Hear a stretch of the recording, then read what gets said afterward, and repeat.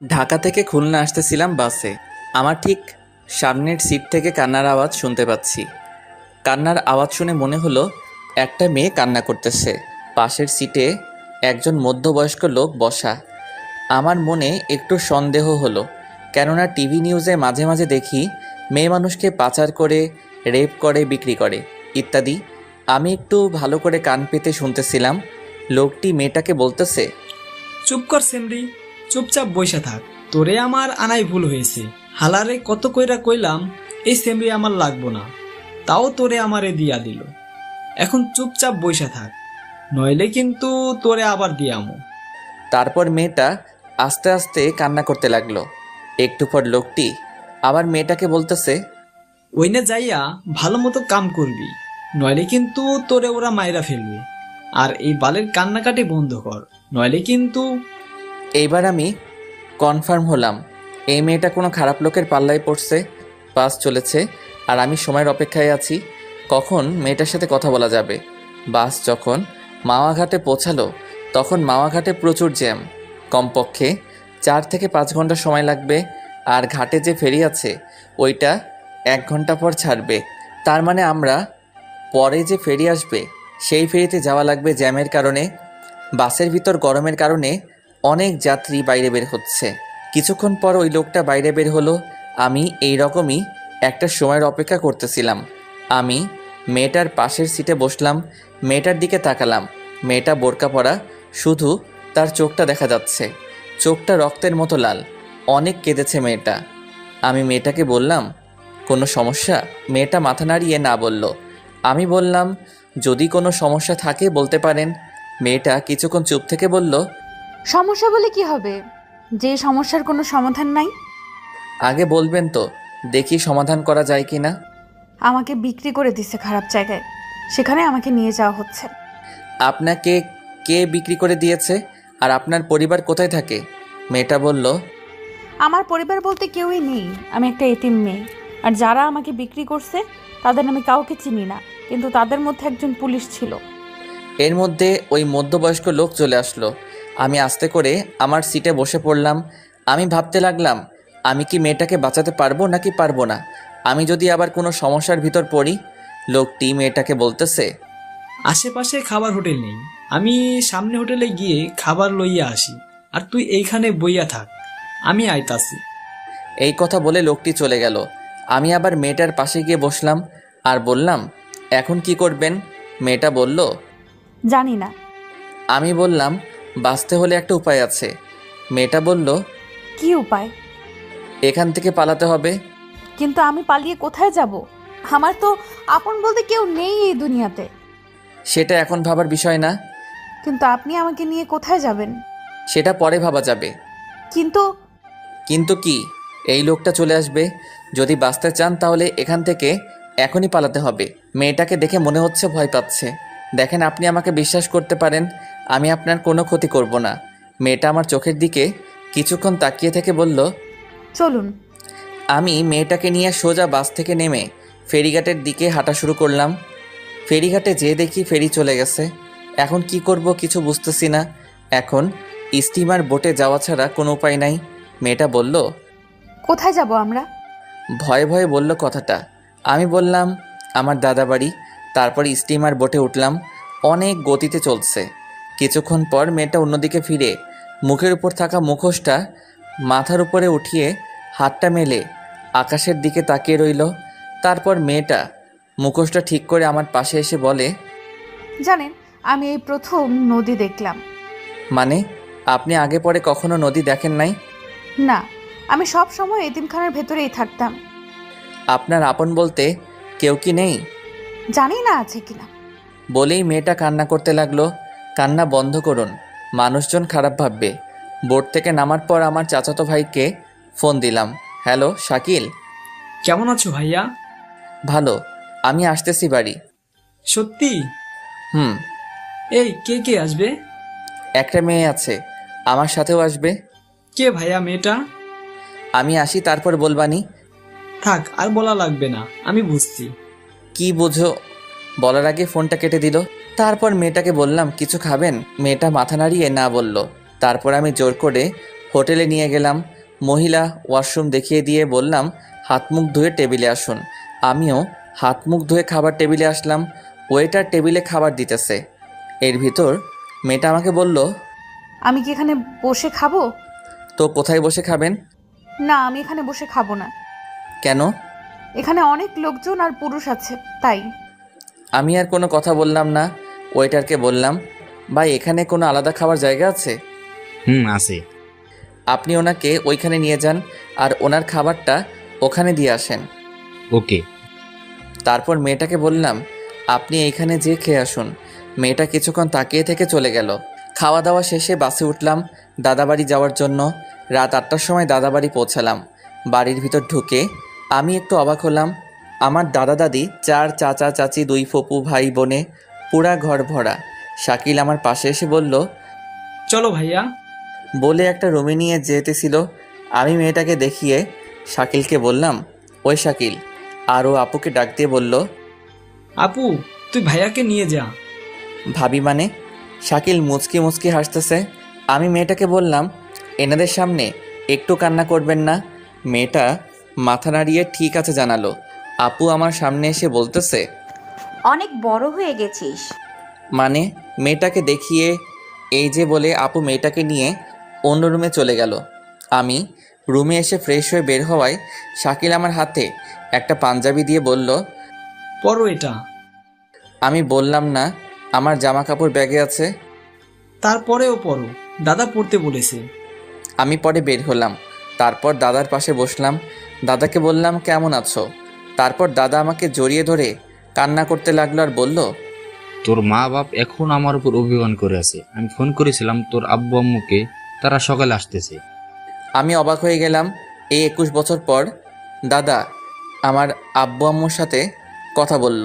আমার মা বাবা প্রেম করে বিয়ে করছিল বলে মেনে নেয়নি। আমার দাদা তার ভাইয়ের মেয়ের সাথে আব্বুর বিয়ে ঠিক করছিল, কিন্তু আমার আব্বু বিয়ের 3 দিন আগে পালিয়ে বিয়ে করে। তারপর দাদার কাছে আসছিল, দাদা মেনে নেয়নি। আরও অনেক কথা অন্য একদিন বলবো। তারপরে সবার সাথে কথা বললাম। মেজো চাচিকে জিজ্ঞাসা করলাম, চাচা কই? অফিসে। আমার মেজো চাচা কাজী। এত রাতে অফিসে? এখনই চলে আসবে। তারপর দাদি আমাকে বলল, মেয়েটার নাম কি? আপু চিল্লাইয়া বলল। রোজা। সবাই মেয়েটার প্রশংসা করতে লাগলো। আমি একটু রুমের বাইরে এসে রিয়াকে ফোন দিলাম। কোথায় তুমি? দাদা বাড়ি। তোমার না খুলনা আসার কথা ছিল? একটু সমস্যা হয়েছে, তাই দাদা বাড়ি আসলাম। কি সমস্যা হইছে? তুমি ঠিক আছো তো? তেমন কিছু হয় নাই। তোমার পরীক্ষা কেমন হলো? ভালো। শোয়ান শোয়ান, দাদা ডাকতাছে। আমি রিয়াকে বললাম, পরে ফোন দিব, দাদা ডাকতেছে। কাল আমার পরীক্ষা নাই, আজ সারা রাত কথা বলবো। আচ্ছা, আমি পরে ফোন দিচ্ছি। Okay, I love you. I love you too. Bye. Phone কেটে ফোনটা সাইলেন্ট করে রাখলাম। রুমের ভিতর এসে দেখি মেজো চাচা এসে পড়ছে। সবাই অনেক খুশি। আমাকে দেখে সবাই হাসতেছে। আমি দাদির পাশে বসলাম। দাদি বলল, কবুল বল। মানে? আরে লজ্জা পেতে হবে না। সবাই একসাথে হু হু করে হেসে উঠল। দাদি আবার বলল, কবুল বল। এই তোমরা চুপ করো। আমার মুখটা দাদির দিকে ফিরিয়ে দাদি বলল, কবুল বল। দাদি কবুল বলল মানে? তোর বিয়ে এখন, আর তুই কবুল বলবি না? আমার বিয়ে কার সাথে? কার সাথে? আবার রোজার সাথে। আরে এই মেয়েটারে তো আমি। তোর কিছু বলা লাগবে না, রোজা আমাদের সব বলেছে। তো তোর তো কিছুই বুঝি না। এখন তুই কবুল বলে এখানে সই কর। আর তুই যদি বিয়েটা না করিস, তোর আব্বু আম্মুকে আমি কোনোদিনও মেনে নেব না। আমি কিছুক্ষণ চুপ থেকে বললাম, রোজার সাথে আমার কিছু কথা আছে। ভাইয়া, আগে বিয়েটা কর, তারপর মন ভৈরা কথা বলো। সবাই কত হাসি খুশি। আমি যদি না বলি সবাই মনে কষ্ট পাবে। সাথে মা বাবাকে দাদা মেনে নেব না। আমি আমার আব্বুকে অনেক কাঁদতে দেখেছি দাদা দাদির জন্য। এখন বাবা মাকে বলেও যদি মেনে না নেই, তাহলে বাবা মা অনেক কষ্ট পাবে। কি করব কিছুই মাথায় আসতেছে না। কি হলো, কবুল বল। আমি আর কোনো কিছু না ভেবে 3 বার কবুল বলে সই করে দিলাম। আলহামদুলিল্লাহ। তারপর চাচা দাদা দাদি যে রুমে রোজা, সেই রুমে গিয়ে রোজা সই নিল। তারপর খাওয়া দাওয়া করে শাকিল বলল, ভাইয়া এই রুমে চলো তো। আমি রুমে গেলাম। রুমের জানালা দিয়ে দেখলাম একটা লাল শাড়ি পরা একটা মেয়েকে অন্য রুমে নিয়ে যাচ্ছে। কিছুক্ষণ পর দাদা আর দাদি আসলো, এসে আমাকে একটা রুমের সামনে নিয়ে গেল। রুমের ভিতর ঢুকিয়ে দরজাটা বাইরে থেকে বন্ধ করে দিয়ে হাসতে হাসতে চলে গেল দাদা দাদি। আমি রুমটা দেখে অবাক হলাম, এত সুন্দর করে রুমটা সাজানো হয়েছে। সারা রুমে মোমবাতি, পুরা বিছানাটা ফুল দিয়ে সাজানো হয়েছে। রুমের ভিতর একটা খাট, একটা টেবিল, টেবিলের উপর এক গ্লাস দুধ, এর 2 সেট জামা কাপড় আছে, একটা আমার একটা হয়তো রোজার। আমি রুমে ঢোকার শব্দ শুনে রোজা খাট থেকে নেমে এসে আমার পা ধরে বসে রইল। আমি কি করব কিছুই বুঝতেছি না।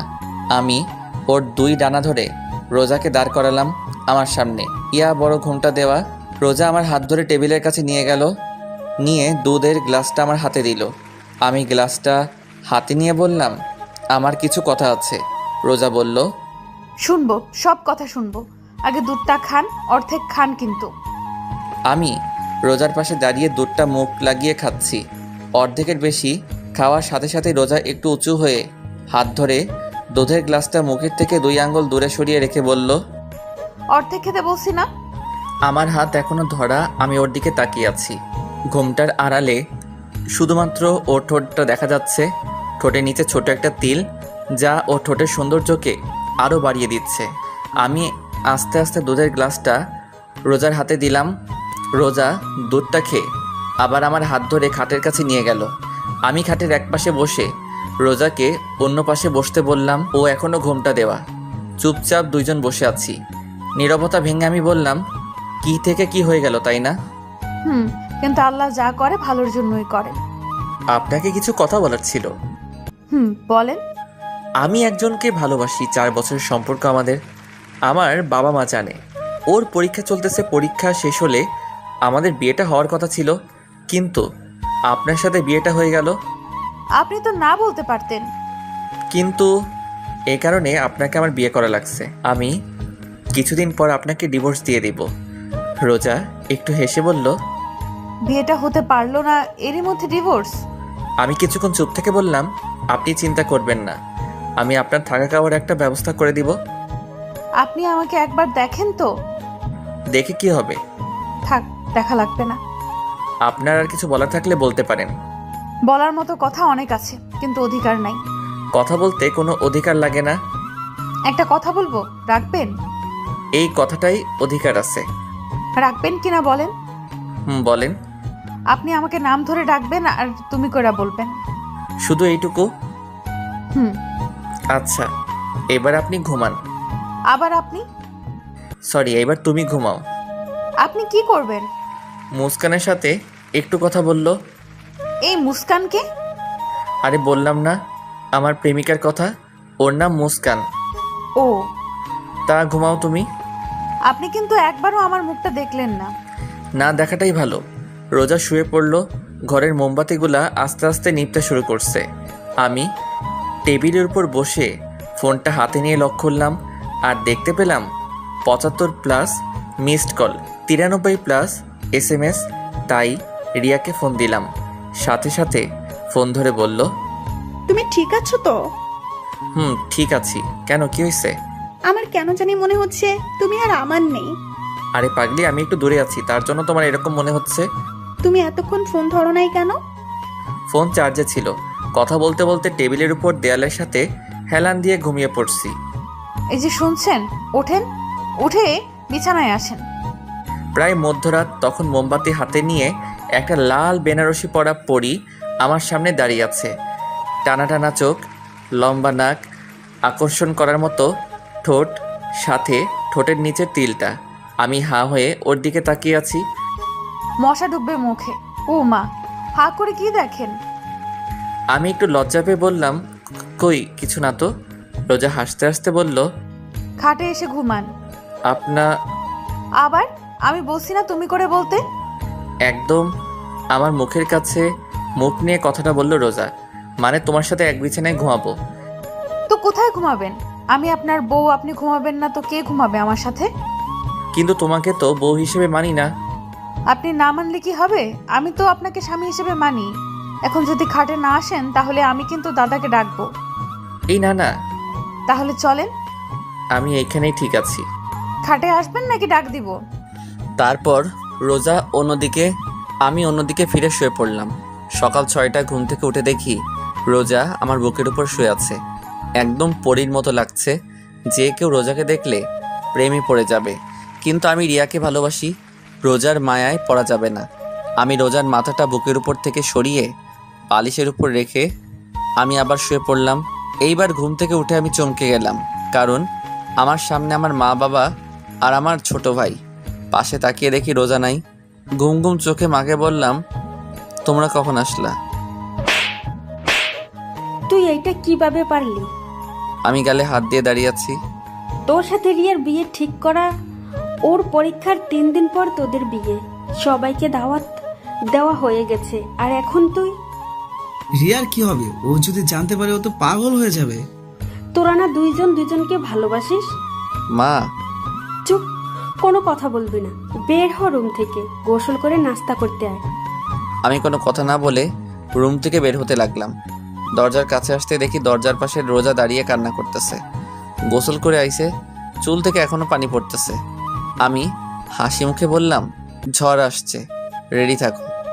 আল্লাহ যা করবে ভালোর জন্যই করবে। এই চাকার জন্য? আব্বু আম্মুর জন্য। আরে বাব্বা, এখনই আব্বু আম্মু? হুম। একটু মুখে ভেঙচি দিয়ে হাতের কেনুই দিয়ে আমাকে খোঁচা দিয়ে চলে গেল। কি অদ্ভুত, তাই না? গোসল করতেছি, এরই ভিতর দরজায় করা নাড়ল।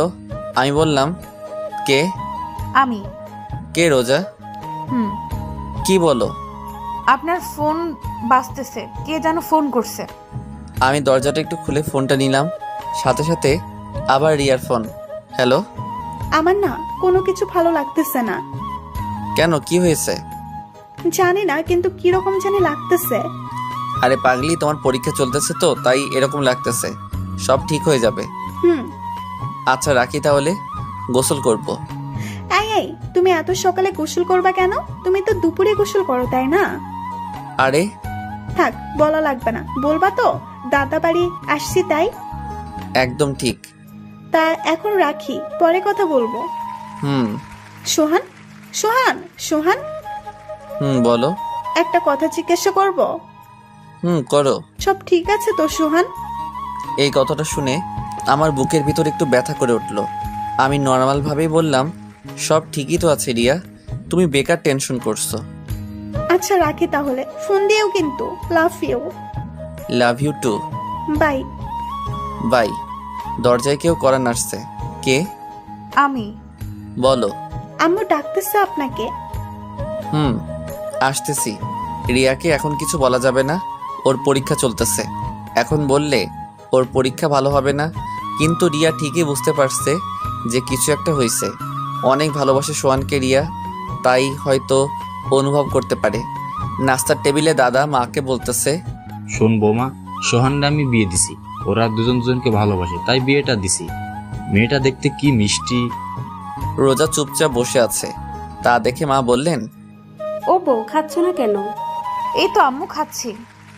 এইদিকে আয় মা, আমার পাশে বস। রোজা মার পাশে বসলো। মা নিজের হাতে রোজাকে খাইয়ে দিচ্ছে। রোজাও ভেজা ভেজা চোখে খেতে লাগলো। প্রেমের বিয়ে বেশি দিন টেকে না। মীরা প্রতিবেশী দরজায় সামনে দাঁড়িয়ে কথাটা বলল। এই তুই চুপ কর, এই বিয়ের সাক্ষী আমি তুমি। দেখো বৌমা, সোহানার রোজা কোনোদিনও আলাদা হবে না। কেন আলাদা হবে? এরকম একটা মিষ্টি মেয়েই তো আমার চাই। একটু বাইরে বের হলাম, ঘোরাফেরা করে বাসায় আসার সাথে রোজা বলল, কোথায় ছিলেন এতক্ষণ? আমি কোনো কথা না বলে রুমে এসে মার কাছে গেলাম। মা, কিছু কথা আছে তোমার সাথে। বল। রোজাকে আমি বাসে। রোজা আমাকে সব বলেছে। বাসে দেখা হয়েছে, ও এতিম।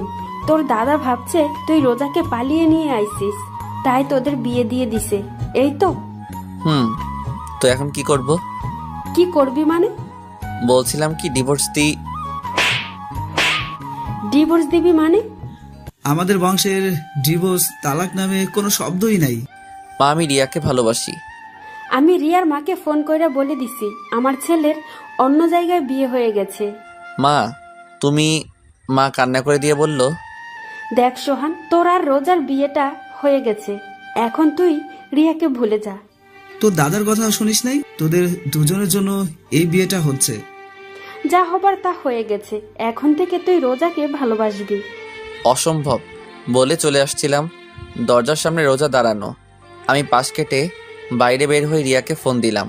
রিসিভ করে কোনো কথা বলতেছে না। রিয়া, রিয়া, কান্নার আওয়াজ শোনা যাচ্ছে। রিয়া, হুম। কথা বলো না কেন? কেন করলা এটা আমার সাথে সোহান? রিয়া, আমার কথাটা শুনো। কেমনে পারলা তুমি এটা করতে? রিয়া শুনো। কোনো কারণ আমি জানতে চাই না। অনেক ভালোবাসি সোহান তোমাকে, অনেক ভালোবাসি। তোমার বুকে অন্য কেউ মাথা রেখে ঘুমাবে আমি ছাড়া, আমি কোনোদিনও ভাবতে পারি নাই। তুমি সকালে আমাকে বললা সব ঠিক আছে। হ্যাঁ, সব ঠিকই আছে, কাল আমাকে একবার দেখতে এসো, কেমন আর সাথে নতুন বউকে নিয়ে আসবা। রিয়া, রাখি তাহলে।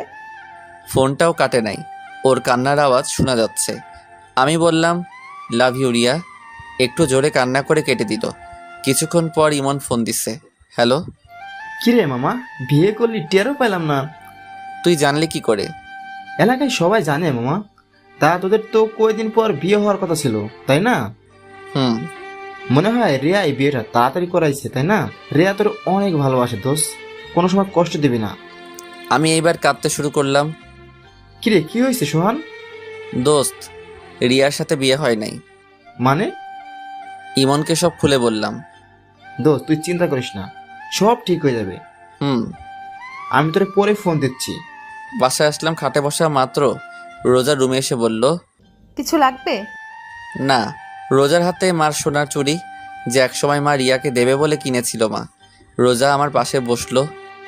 আপনি কোনো চিন্তা করবেন না, আমাকে ডিভোর্স দিয়ে রিয়া আপুকে আপনি বিয়ে করলেন। আমি হাসতে হাসতে বললাম, আমার অধিকার পাও নাই? তা কি হইছে? বাড়ির আর সবার কাছ থেকে তো নিজের অধিকার নিয়ে নিচ্ছ। মানে? মানে আর কি, যাও বের হও রুম থেকে। রিয়া চলে গেল। আমি চোখ বুজে শুয়ে শুয়ে ভাবতেছি কি থেকে কি হয়ে গেল। আমার সাজানো জীবনটা এক নিমিষে উল্টাপাল্টা হয়ে গেল। অনেক রাগ হচ্ছে রোজার উপর। কিছুক্ষণ পর রোজার রুমে আসলো। ও হয়তো ভাবছে আমি ঘুমিয়ে পড়ছি।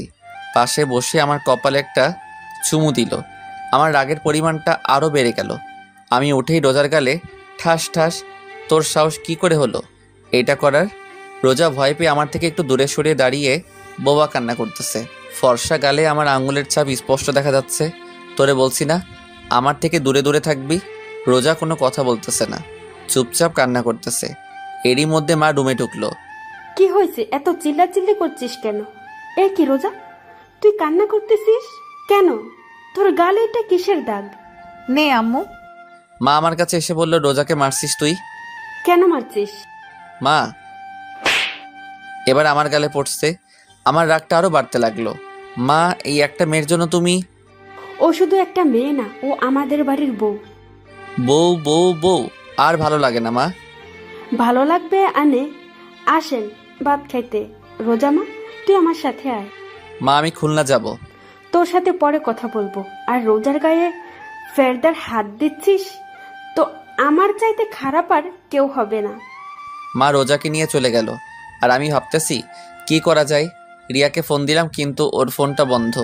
এত টেনশন আমি আর নিতে পারতেছি না, পুরা মাথাটা ঘুরছে। আমি নিচে ঠাস করে পড়ে গেলাম। আর কিছুই মনে নেই। চোখ মেলে দেখি রোজা আমার পাশে বসে আমার হাত ধরে কান্না করতেছে। বাড়ির সবাই খাটের আশেপাশে দাঁড়িয়ে আছে। আপু ভাত নিয়ে আসলো। একে একে সবাই বের হয়ে গেল। এখন রুমে আমি, মা আর রোজা। রোজা আমার সামনে ভাত তরকারি পানি রাখতে লাগলো। হাত ধুতে যাব, তখন দেখি হাত নাড়াতে পারছি না। মনে হয় পড়ে যাবার সময় ব্যথা পাইছি। মা, ভাত খাওয়াই দাও।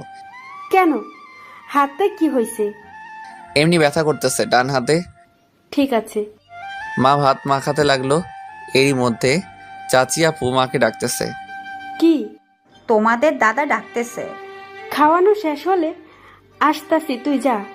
চাচি, তুমিও না, তোমার পোলার এখন বউ আছে, আর বউ থাকতে তুমি ওরে খাওয়াইয়া দাও। মা কিছু একটা ভেবে রোজাকে বলল, নে বাটটা খাইয়া দে, তারপর ঔষধ খাইয়া দিস। মা। চুপচাপ খা, না হলে না খাইয়ে থাক। মা চলে গেল। অনিচ্ছা থাকা সত্ত্বেও রোজার হাতে ভাত খেতে হলো। তারপর রিয়াকে ফোন দিলাম কিন্তু বরাবরের মতো ফোনটা বন্ধ। রাতে আমি আগে থেকে রুমে শুয়েছিলাম। রোজা এসে আমার পাশে শুয়ে পড়ল। আমি একটু নর্মালভাবে জিজ্ঞাসা করলাম, তোমার অতীত সম্পর্কে বললা না? রোজা আমার দিকে ফিরল, ওর চোখের পানি গাল বেয়ে পড়তেছে। খালি কান্না করে মেয়েটা। খুব মায়া হলো ওর প্রতি। নিজের অজান্তে আমার হাত দিয়ে ওর চোখের পানি মুছে দিলাম। ও করুণ চোখে আমার দিকে চেয়ে আছে। আমি একটু হেসে বললাম, তোমার অতীতটা কি আমি জানতে চাই। কি হয় তুমি এতিমখানা থেকে ওদের কাছে গেলে? আমার যখন 2 বছর বয়স তখন আমার বাবা মারা যায়। আমার মামারা মার অন্য জায়গায় বিয়ে ঠিক করে, কিন্তু মার সাথে যার বিয়ে ঠিক হয় সে আমাকে মেনে নেবে না। তাই মা এক প্রকার বাধ্য হয়ে আমাকে এতিমখানায় রেখে আসে। এইসব কথা আমাকে এতিমখানায় যে খালা রান্না করতো সে বলছে। বুঝলাম। তা তুমি ওই লোকদের কাছে কিভাবে গেলে? এতিমখানার মালিক মারা যাওয়ার পর কিছু বড় বড় নেতার চোখ পড়ে এতিমখানায়। এখানেই নাকি মার্কেট হবে। এতিমখানায় যত লোক ছিল তাদের মধ্যে শুধু আমিই বড় ছিলাম, আর সবাই ছোট ছোট। সবাইকে আলাদা আলাদা এতিমখানায় শিফট করা হয়, কিন্তু একটা পুলিশ আমাকে ওই লোকটার কাছে বিক্রি করে দিছে। তারপর আপনার সাথে দেখা। বলে কান্না করতে লাগলো। তোমাকে বলছি না এই কান্নাকাটি একদম আমার সামনে করবা না? ও কান্না থামিয়ে বলল, আপনি রিয়া আপুকে বিয়ে করেন, কিন্তু আমারে তারাই দিবেন না। আপনার ঘরের এক কোনায় একটু জায়গা দিয়েন। আপনি তো জানেন আমার থাকার কোনো জায়গা নাই। আমি কি বলবো কিছুই মাথায় আসতেছে না। আচ্ছা ঠিক আছে, তুমি ঘুমাও তাহলে। হুম। আমি বারান্দায় এসে রিয়াকে ফোন দিলাম, কিন্তু ফোন এখনো বন্ধ। আমি এসে বিছানায় শুয়ে পড়লাম। রাত 4:30 ফোনের আওয়াজে ঘুম ভাঙে। চোখ মেলে তাকিয়ে দেখি রোজা আমাকে জড়িয়ে ধরে শুয়ে আছে। ওর গরম নিঃশ্বাস আমার গলার ওপর পড়তেছে। রোজাকে না সরিয়ে ফোনটা রিসিভ করলাম। ইমন ফোন দিছে। হ্যালো। কিরে দোস্ত, এত রাতে কিছু হয়েছে? দোস্ত রিয়া। কি হয়েছে রিয়ার? রোজাকে ধাক্কা দিয়ে সরিয়ে উঠে বসলাম। রোজা করুণ চোখে আমার দিকে চেয়ে আছে। দোস্ত রিয়া সুসাইড করেছে। মানে কি? দোস্ত অবস্থা খুব খারাপ। সদর হাসপাতাল থেকে ফেরত দেশে খুলনা মেডিকেল নেওয়া হয়েছে। দোস্ত কি করব বল? তুই তাড়াতাড়ি চলে আয়, না হলে হয়তো শেষবারের মতো দেখতে পারবি না। কিছু হবে না রিয়ার, আমি এখনই আসতেছি। কি হয়েছে? আপনি এখন কোথায় যাবেন? আমার হাত ধরে কথাটা বলল রোজা। আমার প্রচুর রাগ উঠতে লাগলো। ঠাস ঠাস ঠাস কয়টা থাপ্পড় দিছে আমার মনে নাই। তোর জন্য, শুধু তোর জন্য আমার সাজানো জীবনটা এলোমেলো হয়ে গেছে। রোজা কান্না করতে আছে। এত রাতে চিল্লাপাল্লা শুনে বাড়ির সবাই কড়া নাড়ালো। দরজা খুলতেই মা ঘরে ঢুকে, সাথে দাদি ও চাচিরা। কি হয়েছে কি সুহান? এত চিল্লাপাল্লা কেন? কি রে রোজা, তুই কান্না করতেছিস কেন? তুই আবার রোজাকে মারছিস? মা আমার কথা না শুনে অনবরত থাপ্পড় মারতে লাগলো আমার গালে। রোজা খাট থেকে নেমে আমার সামনে দাঁড়ালো। আম্মু, উনি আমারে কিছু বলে নাই। তুই সর সামনে থেকে।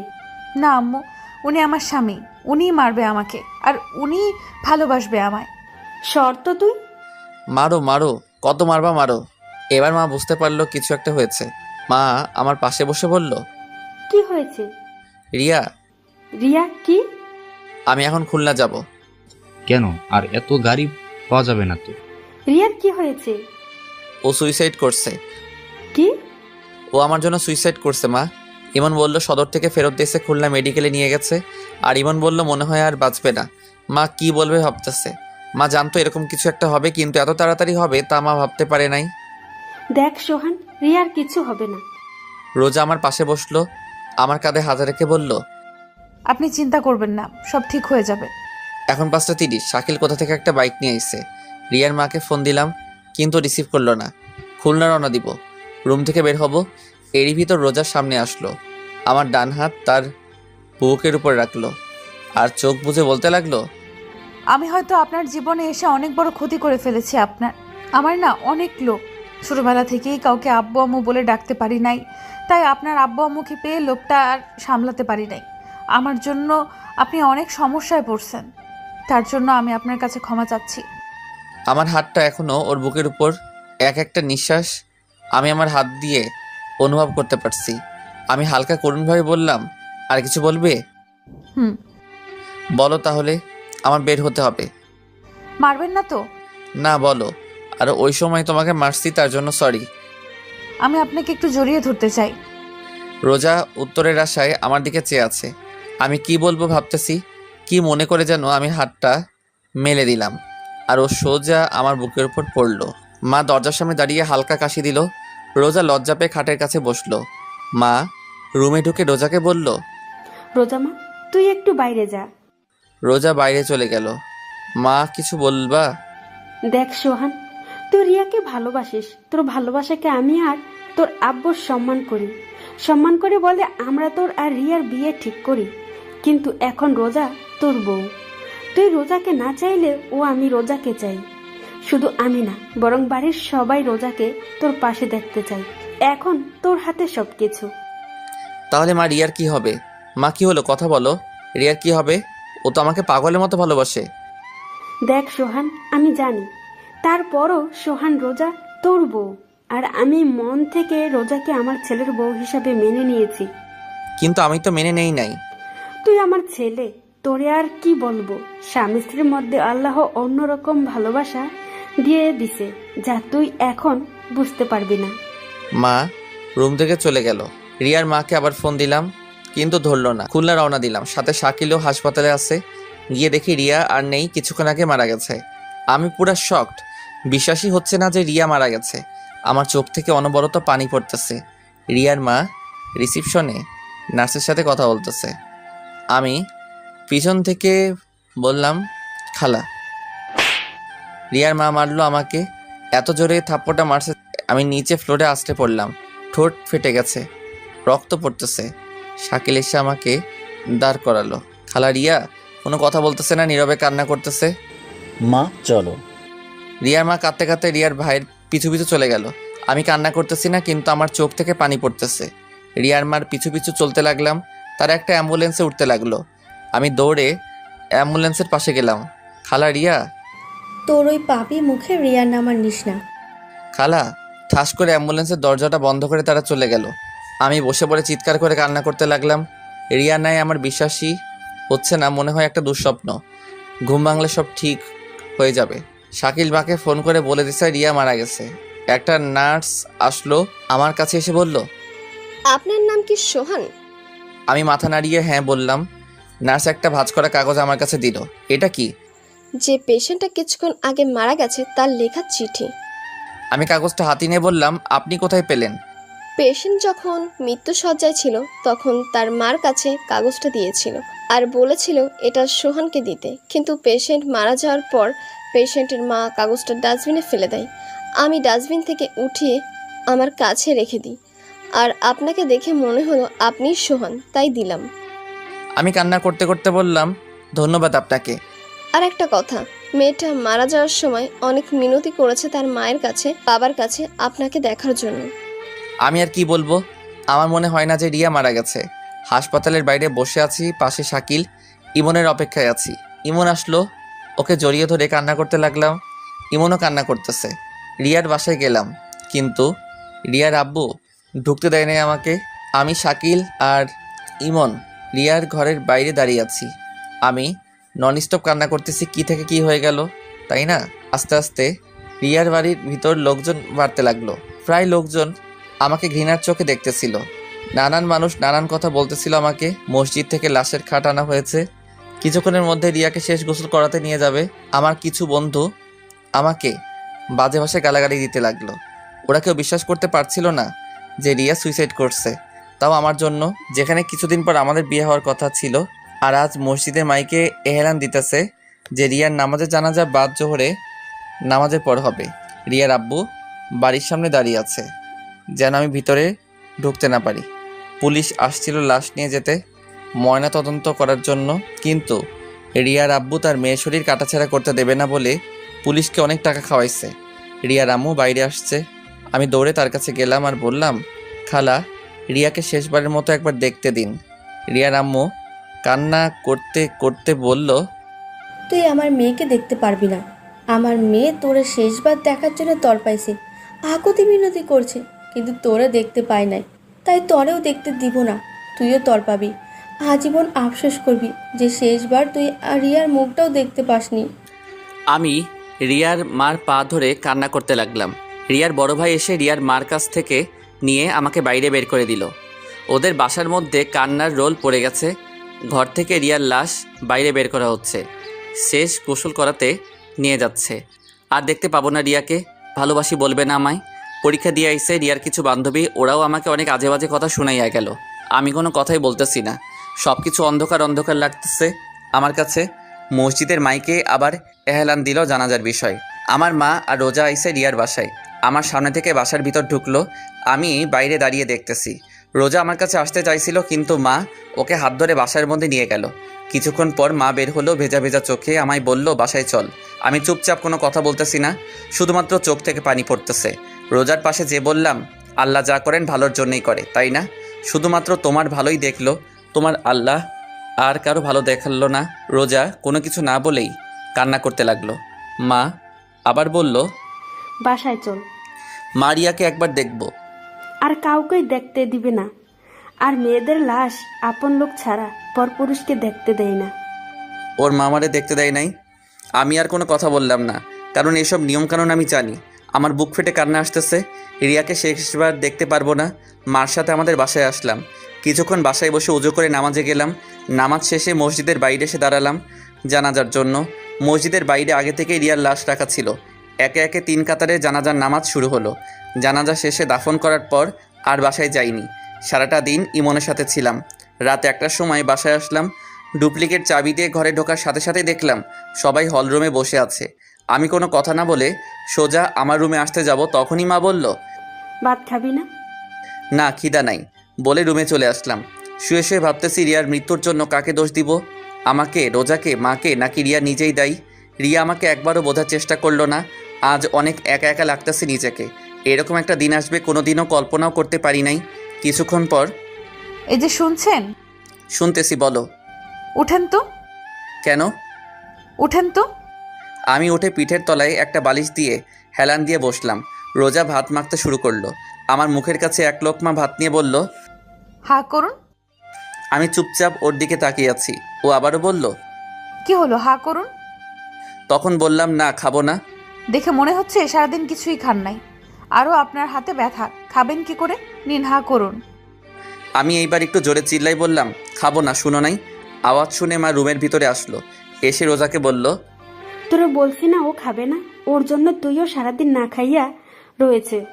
তুই খাইয়া ঘুমাইয়া পড়। আর সোহাগ, রোজারে যেন মারা টারা হয় না। বলে দরজাটা আটকিয়ে চলে গেল। রোজাও ভাত না খেয়ে হাত ধুয়ে বিছানায় শুয়ে পড়ল। কি অদ্ভুত, তাই না? ও আমার জন্য না খেয়ে বসে আছে। রিয়ার কথা ভাবতে ভাবতে ঘুমিয়ে পড়লাম। সকালে রোজার ডাকে ঘুম ভাঙে। চা হাতে নিয়ে দাঁড়িয়ে আছি। চাটা হাতে নিলাম। 1 চুমুক খাওয়ার পরেই রোজা জিজ্ঞাসা করলো, চা কেমন হয়েছে? আমি মাথা নাড়িয়ে ভালো বললাম। আমি নিজেকে অনেক নর্মাল রাখার চেষ্টা করতেছি, যদি কেউ বুঝতে না পারে আমার ভিতর থেকে কি চলতেছে। মানুষের ভালো করতে যে নিজের আপন মানুষকে হারালাম, আর রোজা পেল আপন মানুষ। আমার কাছে মনে হয় এই রোজার জন্য সব কিছু হয়েছে। না ওর সাথে আমার দেখা হতো, না ওর জন্য আজ এই দিন দেখতে হতো। রোজা রোজা রোজা, কি করব ওকে? আমার মাথায় কাজ করতেছে না। ফ্রেশ হয়ে নাস্তা না করে বাসা থেকে বের হতে যাব, এর মধ্যে রোজা আমার সামনে এসে দাঁড়ালো আর বলল, কোথায় যান? নাস্তা করবেন না? না। ও আমার হাত ধরে নাস্তার টেবিলে নিয়ে যেতে লাগলো। আমার এত পরিমাণ রাগ হলো যে ওর গালে ঠাস ঠাস করে 2টা থাপ্পড় দিয়ে দিলাম। রোজা আমার হাত ছেড়ে দিয়ে ছলছল চোখে আমার দিকে চেয়ে আছে। তুই এই বাড়ির বউ, আমার বউ না? এই কথাটা সবসময় মনে থাকে যেন। চলে আসার সময় মা রুমের দিকে তাকিয়ে দেখি মা আরও আমার দিকে চেয়ে রইছে। বাইরে বের হয়ে দেখি রিয়ার ছোট ভাই বাসার গেটের সামনে দাঁড়িয়ে আছে, হাতে একটা ব্যাগ নিয়ে। ওর পাশে যে দাঁড়ালাম, ও নিচের দিকে চেয়ে আছে। কিছু বলবি আরিয়ান? ও তখন কাঁদতে কাঁদতে আমাকে জড়িয়ে ধরলো। কিছুক্ষণ পর ছেড়ে দিয়ে ব্যাগটা আমার হাতে দিল। আমি হাতে নিয়ে বললাম, কি এতে? ও কাঁদতে কাঁদতে বলল, এটা আপুর ডায়েরি। তুমি যে শাড়ি দিছো সেই শাড়িটা। আমি জানি তুমি আপুকে অনেক ভালোবাসো, কিন্তু কি থেকে কি হয়ে গেল। আমি জানি তুমি অন্যায় কিছু করনি, কারণ তুমি আপুকে অনেক ভালোবাসতা। চাইছিলাম ডায়েরিটা আমার কাছে রেখে দেবো, কিন্তু ডায়েরির প্রথম পাতায় লেখা, এই ডায়েরিটা শুধুমাত্র তোমার ধরাছোঁয়া পড়ার অধিকার আছে, তাই তোমার কাছেই দিতে আসলাম।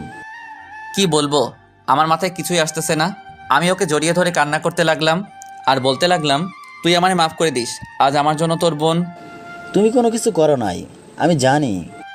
বলে দৌড়াতে দৌড়াতে চলে গেল আরিয়ান। পিছন থেকে অনেক ডাক দিছিলাম, কিন্তু ফিরল না। ব্যাগটা হাতে নিয়ে ইমনের বাসায় গেলাম। যে দেখি ও এখন ঘুমে। ডাক দেওয়ার সাথে সাথে উঠে বসলো আর হাসি মুখে বলল, কিরে মামা, এত সকাল সকাল? এমনি আসলাম। সারাটা দিন ওর সাথে ঘুরলাম, কারণ নিজেকে ব্যস্ত রাখার চেষ্টা করতেছি। রিয়ার কথা যেন মনে না পড়ে, মনে পড়লে কান্না আসে। কেন ও আমাকে রেখে চলে গেল? ও কি আমাকে একটু বিশ্বাস করতো না? রিয়ার কথা যেন মনে না পড়ে, তাই নিজেকে ব্যস্ত রাখতেছি। রাত 11টার দিকে বাসায় আসলাম। দরজায় টোকা দেওয়ার সাথেই দরজা খুলে দিল। রোজা হয়তো আমার অপেক্ষায় ছিল। ভিতরে ঢুকে রুমের দিকে যাচ্ছিলাম, এর মধ্যে রোজা বলল, হাত মুখ ধুয়ে আসুন, আমি টেবিলে ভাত দিচ্ছি। আমি বাইরে থেকে খেয়ে আসছি, এখন আর খাবো না। রোজার দিকে তাকিয়ে দেখি ও করুণ চোখে আমার দিকে চেয়ে আছে। রুমে যে ব্যাগ থেকে ডায়েরিটা বের করে আলমারির ভিতর রাখলাম, আর শাড়িটা টেবিলের উপর রাখলাম। ছাদে এসে বসে রইছি। রিয়ার চিঠি আর ডায়েরি আমি এখনও পড়ি নাই, কারণ ভয় পড়ি নাই, না জানি কি লিখছে। হয়তো আমার উপর ওর যত অভিমান আছে সেটা লিখছে। চোখ থেকে পানি পড়তেছে, আর মনে মনে বলতেছি, রিয়া কেন তুমি আমাকে একবারও বোঝার চেষ্টা করলে না? এই কি তোমার ভালোবাসা রিয়া? আমি এখন একা একা কেমনে থাকবো? জিন্দা লাশ হয়ে বেঁচে আছি আমি। আরও কিছুক্ষণ বসে থেকে রুমে আসলাম। রুমে ঢোকার সাথে সাথে আমার মেজাজটা চরমে উঠে গেল, কারণ রিয়ার শাড়ি রোজা পরছে। হাসি মুখে রোজা আমার দিকে চেয়ে আছে। আমি ওর সামনে যেয়ে বললাম, এই শাড়ি তোমাকে কে পরতে বলছে? রোজা আমার কথার উত্তর না দিয়ে বলল, কেমন লাগছে আমাকে? এইবার আর নিজের রাগটা আর কন্ট্রোল করতে পারলাম না। ঠাস ঠাস থাপ্পড় দিয়ে বললাম, তুই এই শাড়ি পরছিস কেন? ও কাঁদতে কাঁদতে বলল, আমি মনে করছি এটা আমার জন্য আনছেন। তোর জন্য আনবো? হা হা হা, কে তুই? কি হইস তুই আমার, যে তোর জন্য আমি শাড়ি কিনে আনবো? রোজা চুপচাপ দাঁড়িয়ে কান্না করতেছে। আমি আবারও বললাম, শাড়ি খোল। কি হলো, শাড়ি খোল। ও তারপরেও চুপচাপ দাঁড়িয়ে আছে আর কান্না করতেছে। আমি এক প্রকার জোর করে ওর শরীর থেকে শাড়ি খুলে নিলাম। রোজা এখনও দাঁড়িয়ে কান্না করতেছে। অন্য একটা শাড়ি বের করে ওর দিকে ছুঁড়ে মেরে রিয়ার শাড়িটা টেবিলের উপর রেখে আমি ঘুমিয়ে পড়লাম। সকালে দরজায় কড়া শুনে ঘুম থেকে উঠে দেখি রোজা আমার পায়ের উপর ওর মাথা দিয়ে ঘুমিয়ে আছে। ঘড়িতে তাকিয়ে দেখি 11টা বাজে। তাড়াতাড়ি দরজা খুললাম। দরজা খুলে দেখি মা দাঁড়িয়ে আছে। মা আমাকে ধাক্কা দিয়ে রুমে ঢুকতে বলল, রোজা কই? মা বিছানার দিকে তাকিয়ে দেখি রোজা শুয়ে রয়েছে। মা রোজার পাশে বসে রোজাকে ডাক দিল। রোজার কোনো সারা শব্দ নাই। এক অজানা আশঙ্কা ভর করলো মনের ভিতর, রোজার কোনো কিছু হয়ে গেল না তো? মা তারপর তাড়াতাড়ি ডাক্তারকে ফোন দিল, কারণ রোজা অজ্ঞান হয়ে পড়ে আছে। মা আমার পাশে এসে বলল, রোজাকে মারছিস? আমি কোনো কথা বলতেছি না, চুপচাপ বসে আছি। মা যা বোঝার বুঝে নিয়েছে। মা এবার বলতে শুরু করলো, আর কত কষ্ট দিবি মেয়েটাকে? 2 দিন না খেয়ে আছে তোর জন্য। যদি কষ্টই দিবি তাহলে কেন ওকে বাঁচাইলি? সোহান, যে চলে গেছে তার জন্য নিজে তো কষ্ট পাইতাছিস আর অন্যকেও কষ্ট দিতাছিস। আর কত সোহান, তুই যদি ওকে মেনে না নিস তাহলে এখনই ওকে গলা টিপে মেরে ফেল। মা রোজার কাছে চলে গেছেন মানে আমার রুমে, আর আমি হল রুমে বসে আছি। কি করব ভাবতেছি। দরজায় কেউ করে নাড়লো। খুলে দেখি ডাক্তার। রোজাকে দেখে বলল, না খাওয়ার কারণে শরীর দুর্বল হয়ে গেছে, তাই অজ্ঞান হয়ে গেছে, কিছুক্ষণের মধ্যে জ্ঞান ফিরে আসবে বলে ডাক্তার চলে গেল। মা রোজার পাশে বসে রোজার মাথায় তেল পানি দিতে লাগলো। আমি পাশে বসে দেখতেছি কি মায়াবী চেহারা, যে কেউ রোজাকে ভালোবাসতে চাইবে। আমি ভালোবাসতাম, কিন্তু আমার সবটা জুড়ে আছে শুধু রিয়া। রোজার জ্ঞান ফিরল। চেয়ে দেখে মা আর আমি পাশে বসে আছি। রোজার জ্ঞান ফিরছে দেখে মা খাবার আনতে গেল। আমি রোজার দিকে চেয়ে আছি আর রোজা আমার দিকে। মা খাবার নিয়ে রুমের ভিতরে ঢুকলো। রোজার পাশে বসে ভাত মাখতে শুরু করলো। এরই মধ্যে রোজা বলল, আম্মু আমি ভাত খাবো না। কেন খাবি না? তোমার ছেলেও তো না খেয়ে আছে। কে বলছে যে আমি না খেয়ে আছি? কে বলবে? আমি বলছি আমার উপর রাগ করে তো আপনি বাসায় খান না। থাক, ওর সাথে কথা বলা লাগবে না, তুই হা কর মা। মা রোজাকে কথাটা বলল। না আম্মু, আমি খাবো না। তুই না খেলে তো তোর শরীর আরো খারাপ হয়ে যাবে মা। ওনাকে বলেন উনি টাইম টু টাইম বাসায় খাবে আর আমাকে এখন খাওয়ায় দেবে, তাহলে আমি খাবো। মা আমার দিকে চেয়ে আছে। আমি মাকে ইশারায় বলল, বাটটা খাইয়া দে। মা আমি পারবো না। চুপচাপ খাইয়া দে, আমি বাইরে থেকে ওষুধ নিয়ে আসতাছি। বলে মা ভাতের প্লেটটা আমার হাতে দিয়ে চলে গেল। আমি বার কি করব? অনিচ্ছা থাকা সত্ত্বেও চুপচাপ খাইয়া দিতে লাগলাম। খাওয়া শেষে মা রুমে আসলো। আমি উঠে বাথরুমে চলে গেলাম। বাথরুমে ঢুকে কান পেতে শুনতে লাগলাম বাইরে মা আর রোজা কি কথা বলে। তুই ওর জন্য কেন শুধু শুধু নিজেকে কষ্ট দিস? আম্মু আমার জন্য আজ উনি ওনার ভালোবাসার মানুষের চিরতরে হারায় ফেলছে। কেন শুধু শুধু নিজেকে দোষ দিচ্ছিস? রিয়ার মৃত্যুর জন্য তোর আর সোহানের কোনো হাত নাই। এটা নিয়তি, এটাকে মেনে নিতে হবে। আম্মু, ওনার মনে অনেক কষ্ট, কিন্তু উনি প্রকাশ করে না। তা আমি জানি, তার জন্য তুই নিজেকে কষ্ট দিবি না আম্মু, আমি শুধু ওনার কষ্টের ভাগটা নিতে চাই। আস্তে আস্তে সব ঠিক হয়ে যাবে, ধৈর্য ধর। বলে মা চলে গেল। আমি বাথরুম থেকে বের হয়ে রোজার পাশে যেয়ে বসলাম। রোজা বলল, কিছু বলবেন? তোমার যদি কিছু হয়ে যেত? কি আর হতো, মরে যেতাম। চুপ। আমি জানি আপনার সবটা জুড়ে শুধু রিয়া আপু আছে, আমি না। রিয়া আপুর জায়গাটা নিতে চাই না, শুধু আপনার পায়ের নিচে একটু জায়গা দিয়ে, কারণ এইখানে আমার বেহেশত, আমার জান্নাত। আমি কোনো কথা না বলে বাসার বাইরে চলে আসলাম। রাস্তায় হাঁটতেছি আর ভাবতেছি কি করব। দুপুরবেলা মা ফোন দিয়ে বলল তাড়াতাড়ি বাসায় আসতে। বাসায় যেয়ে সবাই একসাথে খাওয়া দাওয়া করলাম। রোজার দিকে চেয়ে দেখলাম ওর মুখে প্রাপ্তির হাসি। কিছুক্ষণ বাসায় বসে আবার বাইরে বের হলাম। গন্তব্য ইমনের বাসা। ইমনের বাসায় যেয়ে দেখলাম ইমন নেশা করতেছে, মানে আমিও আগে করতাম একটু একটু, কিন্তু রিয়া আমার জীবন আসার পর আর কোনোদিন ছুঁয়ে দেখিনি। আজ ইমনকে খেতে দেখে আমারও খেতে ইচ্ছে করলো। ইমনের পাশে বসলাম। কিরে মামা, খাবি? দে খাই, অনেক দিন তো খাই না। ইমনের সাথে মদ খেতে শুরু করলাম, সাথে গাঁজাও। অনেক দিন পর খাচ্ছি, তাই নেশা পুরা চরমে উঠে গেছে। রাতে 11টায় মা ফোন দিল। মা বলো। কই তুই? এই তো মা, ইমনের বাসায়। তাড়াতাড়ি বাসায় আয়। আসতেছি বলে ফোন কেটে দিলাম। ইমনকে বললাম একটা গাজার বিড়ি দে আমাকে। বিড়িটা নিয়ে বাসায় আসলাম। রোজা আর আমি একসাথে খাবার খেলাম। রোজাকে বললাম তুমি ঘুমাও, আমি কিছুক্ষণ পর আসতেছি বলে ছাদে চলে আসলাম। বিড়িটা জ্বালিয়ে খেলাম, খুব ভালো লাগতেছে এখন। রুমে আসলাম। রুমে এসে দেখি রোজা শুয়ে আছে। ওকে দেখে আমি পুরা হ্যাং। ওর কোমরটা দেখে আমি এইভাবে কোনোদিন কোনো মেয়েকে দেখিনি। আমি আস্তে আস্তে ওর পাশে গেলাম। ও সাথে সাথে চোখ খুলে আমার দিকে চেয়ে রইছে। আমি ওর গলায় কিস করতে যাব, এরই মধ্যে রোজা বলল আপনার মুখ থেকে আজ বাজে গন্ধ আসতেছে। কে শোনে কার কথা?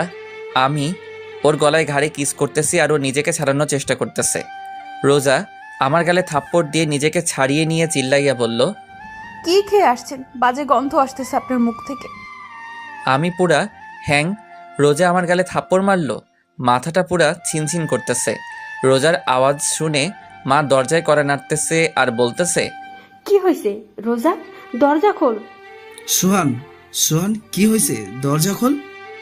আমি ছলো ছলো চোখে রোজার দিকে চেয়ে আছি, আর রোজা মাথা নিচু করে বোবা কান্না করতেছে। দরজার ঠক ঠক আওয়াজ বাড়তে লাগলো। দরজার ওপাশে মা আর আব্বু জোরে জোরে বলতেছে দরজা খুলতে।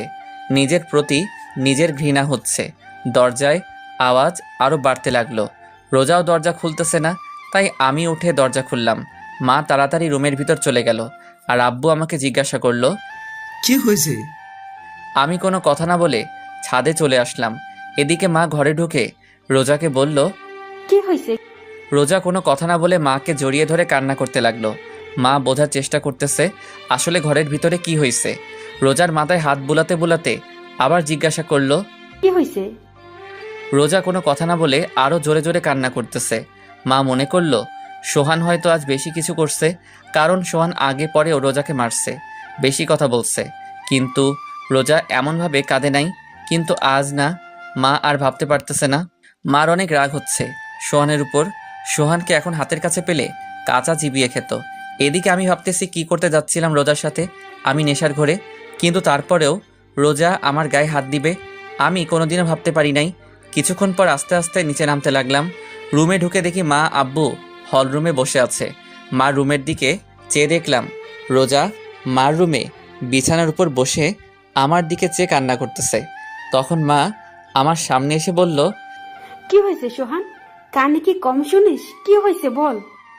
আমি কোনো কথা না বলে রুমের দিকে যেতে লাগলাম। তখনই আব্বু আমার ঘাড়ে হাত দিয়ে তার দিকে আমাকে ঘুরিয়ে ঠাস ঠাস করে 2টা থাপ্পড় মারল। আমি এইবার অবাক হলাম, কেননা আমার আব্বু আমার গায়ে আমার জানা মতে কোনোদিন হাত দেয় নাই, কিন্তু আজ রোজার জন্য আমার গায়ে হাত দিল। আমাকে মারছে দেখে রোজা রুম থেকে দৌড়ে বের হয়ে আমাকে জড়িয়ে ধরে বলতে লাগলো আমার স্বামীকে কেউ আমার জন্য মারবেন না। আমি রোজাকে ছাড়িয়ে নিয়ে বললাম আজ তোমার জন্য আমার আব্বু আমার গায়ে হাত দিল, আরও কত কিছু দেখার বাকি আছে আল্লাহই জানে বলে রুমে চলে আসলাম। আমার পিছন পিছন মা আর রোজা রুমে ঢুকলো। মা আমাকে বলতে লাগলো দেখ সোহান, এভাবে চলতে থাকলে কেউ ভালো থাকবে না, না তুই না রোজা না আমরা, বাকিটা তোর হাতে। বলে মা রুম থেকে চলে গেল। রোজা দরজা লক করে আমার পা জড়িয়ে ধরে কান্না করতে লাগলো আর বলতে লাগলো আমাকে আপনি মাফ করে দিন, বিশ্বাস করেন আমি আপনাকে মারতে চাইনি, আমাকে মাফ করে দিন। বলে হাউমাউ করে কান্না করতে লাগলো। আচ্ছা ঠিক আছে, তুমি ঘুমিয়ে পড়ো। ও তারপরেও আমার পা ধরে কান্না করতে লাগলো। আমি রোজাকে ডানা ধরে ওকে উঠিয়ে বললাম, যাও ঘুমিয়ে পড়ো, রাত অনেক হয়েছে। ও যে গালে আমাকে মারছে, ওই গালে আলতো করে হাত দিয়ে বলল। সত্যি মাফ করেছেন তো? আমি ওর হাতটা গাল থেকে সরিয়ে বললাম, মাফ করছি, আর তুমিও আমাকে মাফ করে দিও। আসলে আমি একটু নেশা করছিলাম তো, তাই ওই টাইমে মাথা ঠিক ছিল না। কি, আপনি নেশা করছেন কেন? ভালো লাগছে করছি, যাও ঘুমিয়ে পড়ো। কেন করছেন আগে সেটা বলেন। এক কথা কিন্তু বারবার বলতে ভালো লাগে না, যাও ঘুমিয়ে পড়ো। রোজা আর কোনো কথা না বলে মাথা নিচু করে বিছানায় যে শুয়ে পড়ল, আর আমি রিয়ার চিঠিটা বের করে পড়তে লাগলাম। প্রিয় সোহান, তুমি যখন এই চিঠিটা পড়বে তখন হয়তো আমি থাকবো না, চিরদিনের জন্য মিশে যাব মাটির সাথে। আচ্ছা, আমি মরে গেলে তুমি কি কষ্ট পাবে? কষ্ট পাবে, কারণ তুমি আমাকে ভালোবাসো। সত্যিই কি তুমি আমাকে ভালোবাসো সোহান? বড্ড জানতে ইচ্ছে করে। অনেক স্বপ্ন ছিল তোমার বউ হবার, আমার কি পুরা কপাল, স্বপ্নই থেকে গেল। সোহান, একটা মেয়ের সবচাইতে দামি জিনিস কি জানো? মেয়ের স্বামীর ভালোবাসা। আমি চাইলেই তোমাকে আমার করে নিতে পারতাম, কি পারতাম না? কিন্তু একজনের স্বামীকে তার কাছ থেকে কেড়ে নিয়ে নিজেকে সুখী করতে পারবো না। আবার তোমাকে অন্য কারোর সাথে দেখবো, এটাও আমি মেনে নিতে পারবো না। অনেক কথা বলা ছিল তোমাকে, কিন্তু বলার না কারণ তোমাকে আর কষ্ট দিতে চাই না। আমি কিছুক্ষণ আগে বিষ খেয়েছি, অনেক কষ্ট হচ্ছে আমার সোহান, অনেক কষ্ট হচ্ছে। তোমাকে খুব দেখতে ইচ্ছে করছে সোহান। আচ্ছা সোহান, কবুল বলার সময় তোমার কি একটি বারো আমার কথা কি মনে পড়ে নাই? আজ বড্ড জানতে ইচ্ছে করছে, আজ তোমার কাছ থেকে ভালোবাসা প্রমাণ নিতে ইচ্ছে করছে। আমাকে ক্ষমা করে দিও সোহান, তোমাকে না জানিয়ে চলে যাচ্ছে না ফেরার দেশে। ইহকালে তোমাকে পেলাম না তো কি হয়েছে, পরকালে খুব করে চেয়ে নেবো তোমাকে আল্লাহর কাছ থেকে। আচ্ছা সোহান, আমাকে কি তোমার মনে পড়বে কখনো? বড্ড জানতে ইচ্ছে করে। যদি কোনোদিন আমাকে অনুভব করতে মন চায়, তাহলে তখন চোখ বন্ধ করে তোমার হৃৎপিণ্ড বারবার হাত রেখে ওইখানে খুঁজে পাবে আমায়। যদি কোনোদিন আমাকে অনুভব করতে মন চাই তোমার, তাহলে চোখ বন্ধ করে তোমার হৃৎপিণ্ড বরাবর হাত রেখো, ওইখানে খুঁজে পাবে আমায়। এটি তোমার রিয়া। চিঠিটা পড়ে কান্না আসতেছে, অনেক কান্না আসতেছে। বিছানার দিকে চেয়ে দেখি রোজা আমার দিকে চেয়ে আছে আর কান্না করতেছে। রোজাকে বললাম, কান্না কেন করতেছো? রোজা আমার সামনে এসে হাঁটু ভাঁজ করে আমার সামনে বসলো, আর আমি সোফায় বসা আমার হাতটা ধরে বলতে লাগলো, আপনার কষ্টের ভাগটা দেবেন। আমি ছলছল চোখে রোজার দিকে চেয়ে আছি, আর রোজা আমার দিকে চেয়ে আছে উত্তরের আশায়। আমি কোনো কথা না বলে আস্তে আস্তে সোফার উপর মাথাটা এলিয়ে দিলাম। কখন যে ঘুমিয়ে পড়ছি খেয়ালই করিনি। সকালে ঘুম ভাঙার পর দেখি রোজা আমাকে জড়িয়ে ধরে ঘুমিয়ে আছে। এইটুকু সোফার উপর কি দুইজন ঘুমানো যায়? রোজা আমার শরীরের উপর ঘুমানো, কি মায়াবী চেহারা ওর। ভালোবাসা চাই আমার কাছ থেকে। আমি আদৌ রোজাকে ভালোবাসতে পারবো কি না সন্দেহ হয়। কি অদ্ভুত জীবন আমার, যাকে ভালোবাসলাম তাকে তো পেলাম না, আর যাকে চিনি না জানি না তাকেই পেলাম। কি করব আমি এখন? সব কিছু অন্ধকার লাগতেছে। আমার কাছে মনে হয় আমার জীবনটা এখানেই থেমে গেছে। রোজাকে সরিয়ে দিয়ে ঘুম থেকে উঠে ফ্রেশ হয়ে নাস্তা করে বাইরে বের হলাম।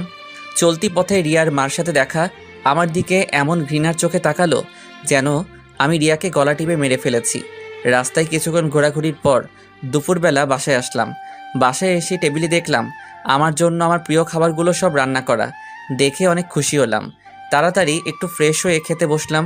খেতে খেতে মাকে বললাম, মা আজকে রান্নাটা অনেক ভালো হয়েছে। আজ রোজা রান্না করেছে, তুই কি কি পছন্দ করিস আমার কাছে জেনে রান্না করছে। আমাকে তো রান্নাঘরে ঢুকতেই দেয় নাই। আমি রোজার দিকে তাকিয়ে দেখি ও মুচকি মুচকি হাসতেছে। ওর হাসিটা আমার কাছে অনেক ভালো লাগে, কিন্তু এখন কী রকম বিষের মতো লাগতেছে ওর হাসিটা। ওর প্রশংসা করলাম আমি তো জানতামই না যে ও রান্না করছে আজ। খাবার টেবিল আর কোনো কথা বললাম না, চুপচাপ খেয়ে আমার রুমে আসলাম। কিছুক্ষণ পর রোজা আমার রুমে আসলো। এসে শাড়িটা এত পরিমাণ নিচে নামালো যে ওর কোমর সম্পূর্ণ দেখা যাচ্ছে। হয়তো আমাকে কাছে টানার চেষ্টা করছে, কিন্তু আমি ওকে না দেখার ভান করে চুপচাপ বসে রইলাম। আস্তে আস্তে আমার পাশে ঘুরঘুর করতেছে আর কোমরের কাপড়টা একটু সরাচ্ছে আবার দিচ্ছে, একটু সরাচ্ছে আবার দিচ্ছে। এবার আমি রোজাকে বললাম, কিছু বলবা? রোজা মাথা নাড়িয়ে না বলল, আবার মাথা নাড়িয়ে হ্যাঁ বলল। আমি একটু হেসে বললাম, কি বলবা বলো? না মানে কাল রাতে আপনি আমাকে। বলে থেমে গেল। কাল রাতে কি? এই যে আমি ঘুমিয়েছিলাম, আপনি আমাকে। বলে আবার থেমে গেল। আমি বুঝতে পারছি ও কি বলতে চাচ্ছে। আমি বললাম, সরি বললাম না, তখন আমি নেশা করছিলাম তো তাই তোমাকে। না মানে আচ্ছা সরি, আর কোনোদিনও এমন হবে না। আপনার ইচ্ছা হলে আপনি আমার সাথে যা ইচ্ছা করতে পারেন, আমি কিছু মনে করব না। আমি ওর দিকে চেয়ে আছি। ও আস্তে আস্তে চোখ খুলে দেখে যে আমি ওর দিকে চেয়ে আছি। ও লজ্জায় দৌড়ে রুমের বাইরে চলে গেল। কিছুক্ষণ পর মা রুমে আসলো, এসে আমার পাশে বসলো। কিছু বলবা? তাকে সিদ্ধান্ত নিলি? কি সিদ্ধান্ত? রোজার বিষয়। দেখ সোহান, মেয়েটা অনেক ভালো, চেহারাও ভালো, সব দিক দিয়ে ঠিক আছে। তাহলে তোরা রিয়ার যেদিন বিয়ে হবার কথা ছিল ওদিন তোর আর রোজার আবার বিয়ে হবে, কেননা সবাইকে দাওয়াত দেওয়া হয়ে গেছে। শোন সোহান, রোজাকে ভালোবাসতে না পারলে ওকে কষ্ট দিস না। বলে মা রুম থেকে চলে গেল। আর আমি ভাবতেছি সবাই রোজার কষ্টটা বোঝে, কিন্তু আমার মনটা যে হাহাকার করতেছে রিয়ার জন্য সেটা কেউ দেখে না। বিকেলবেলা আব্বু আমার রুমে আসলো। কিরে বাবা, কি করিস? কিছু না, এই তো বসে আছি। থাপ্পড়টা জোরে লাগছিল তাই না? আরে আব্বু তুমিও না। কালকের ব্যাপারটা কিছু মনে করিস না। আসলে আমাদের কোনো মেয়ে নেই তো, তাই রোজকে এইভাবে কাঁদতে দেখে মাথা ঠিক ছিল না। তুই কিছু মনে করিস না বাবা। না আব্বু, আমি কিছু মনে করি নাই। তা বাইরে আয়, বৌমা পায়েস রান্না করছে, আয় একসাথে খাবো। চলো আব্বু। তারপর সবাই একসাথে পায়েস খেলাম। মা আমাকে বললো রোজাকে নিয়ে আমার খালা বাড়ি আর মামা বাড়ি থেকে ঘুরে আসতে। আমাদের বাড়ি থেকে মামা বাড়ি আর খালা বাড়ি 10 মিনিটের রাস্তা। আমি মাকে না বলতে পারলাম না, কারণ সবাই এখন হাসি খুশি আছে। না বললে সবার মুখ কালো হয়ে যাবে। রোজাকে বললাম রেডি হতে। কিছুক্ষণ পর রোজা রেডি হয়ে বোরখা পরে আসলো। বোরখাটা 2-3 জায়গায় ছেঁড়া। আমি বললাম, এই ছেঁড়া বোরখা পরে যাবে? আমার তো আর বোরকা নাই। তা আগে বলবা না তোমার বোরখা নাই? আগে মার্কেট চলো, তোমার কি কি লাগবে কিনে এনে তারপর মামার বাড়ি যাব। বলে রোজাকে নিয়ে বের হতে যাব। এরই মধ্যে মা সামনে এসে আমার বাইকের চাবি আমার হাতে দিল। আমি মায়ের দিকে জিজ্ঞাসার দৃষ্টিতে তাকিয়ে রইলাম। মা বলল, মনে আছে বাইক কেনার সময় কি বলছিলি? যে আমি বিয়ে করব তখন বাইকে করে আমার বউকে নিয়ে ঘুরবো, এর আগে আমি বাইক চালাবো না। তা এখন তো বউ আছে, বউকে নিয়ে বাইরে ঘুরতে যাচ্ছ না তো বাইকে নিয়ে যাও। বলে মা আমার হাতে কিছু টাকা দিয়ে চলে গেল। ছোট ভাইয়ের দিকে চেয়ে দেখি ও মিটমিট করে হাসতেছে। নিজের উপর নিজের রাগ হচ্ছে। কেন যে ওই দিন এই কথা বলতে গেলাম। বাইক নিয়ে বের হলাম। এলাকার সবাই আমাদের দিকে চেয়ে আছে একটু ঘৃণার চোখে। বন্ধু বান্ধব তো আমার সাথে কথাই বলে না, শুধুমাত্র ইমন ছাড়া। মার্কেটে এসে কেনাকাটা করে আবার বাসায় আসলাম। রোজা বোরকা চেঞ্জ করে আসলো। প্রথমে মামা বাড়ি আসলাম, কথাবার্তা বলে খালার বাড়ি আসলাম। খালার বাসায় কিছুক্ষণ বসে বাসার দিকে রওনা দিলাম। রোজাকে আজ অনেক হাসি খুশি লাগতেছে। রোজা সবার সাথে এমনভাবে কথা বলছে মনে হয় এনারা সবাই রোজার সাথে যুগ যুগ ধরে পরিচয় আছে। বাসায় আসলাম, এসে হাত মুখ ধুয়ে বিছানায় শুয়ে শুয়ে ভাবতেছি রিয়ার কথা। রিয়া নামটা শুনেই ওকে ভালোবেসে ফেলেছিলাম। রিয়ার কথা আমার মাথা থেকে যাই না। সারাদিন ওকে মনে না পড়লেও রাতে চোখ বন্ধ করার সময় রিয়ার কথা আমার মনে পড়ে। কুড়ে কুড়ে খাই আমাকে রিয়ার সাথে কাটানোর স্মৃতিগুলা। রোজা রুমের ভিতর ঢুকলো আর বলল, আম্মু ভাত খেতে ডাকে। আমার এখন ভালো লাগতেছে না, পরে খাবো। এই কথা বলার সাথে সাথে রোজা আমার পাশে এসে আমার কপালে হাত দিয়ে বলল, কেন ভালো লাগতেছে না? শরীর ঠিক আছে তো? আমি রোজার হাতটা আমার কপাল থেকে সরিয়ে বললাম, আরে বাবা তেমন কিছু না, এমনি পরে খাবো। রোজা মুখটা কালো করে বাইরে চলে গেল। কিছুক্ষণ পর মা রুমে আসলো, এসে বলল, কি রে, তুই বলে ভাত খাবি না? পরে খাবো বললাম তো রোজাকে।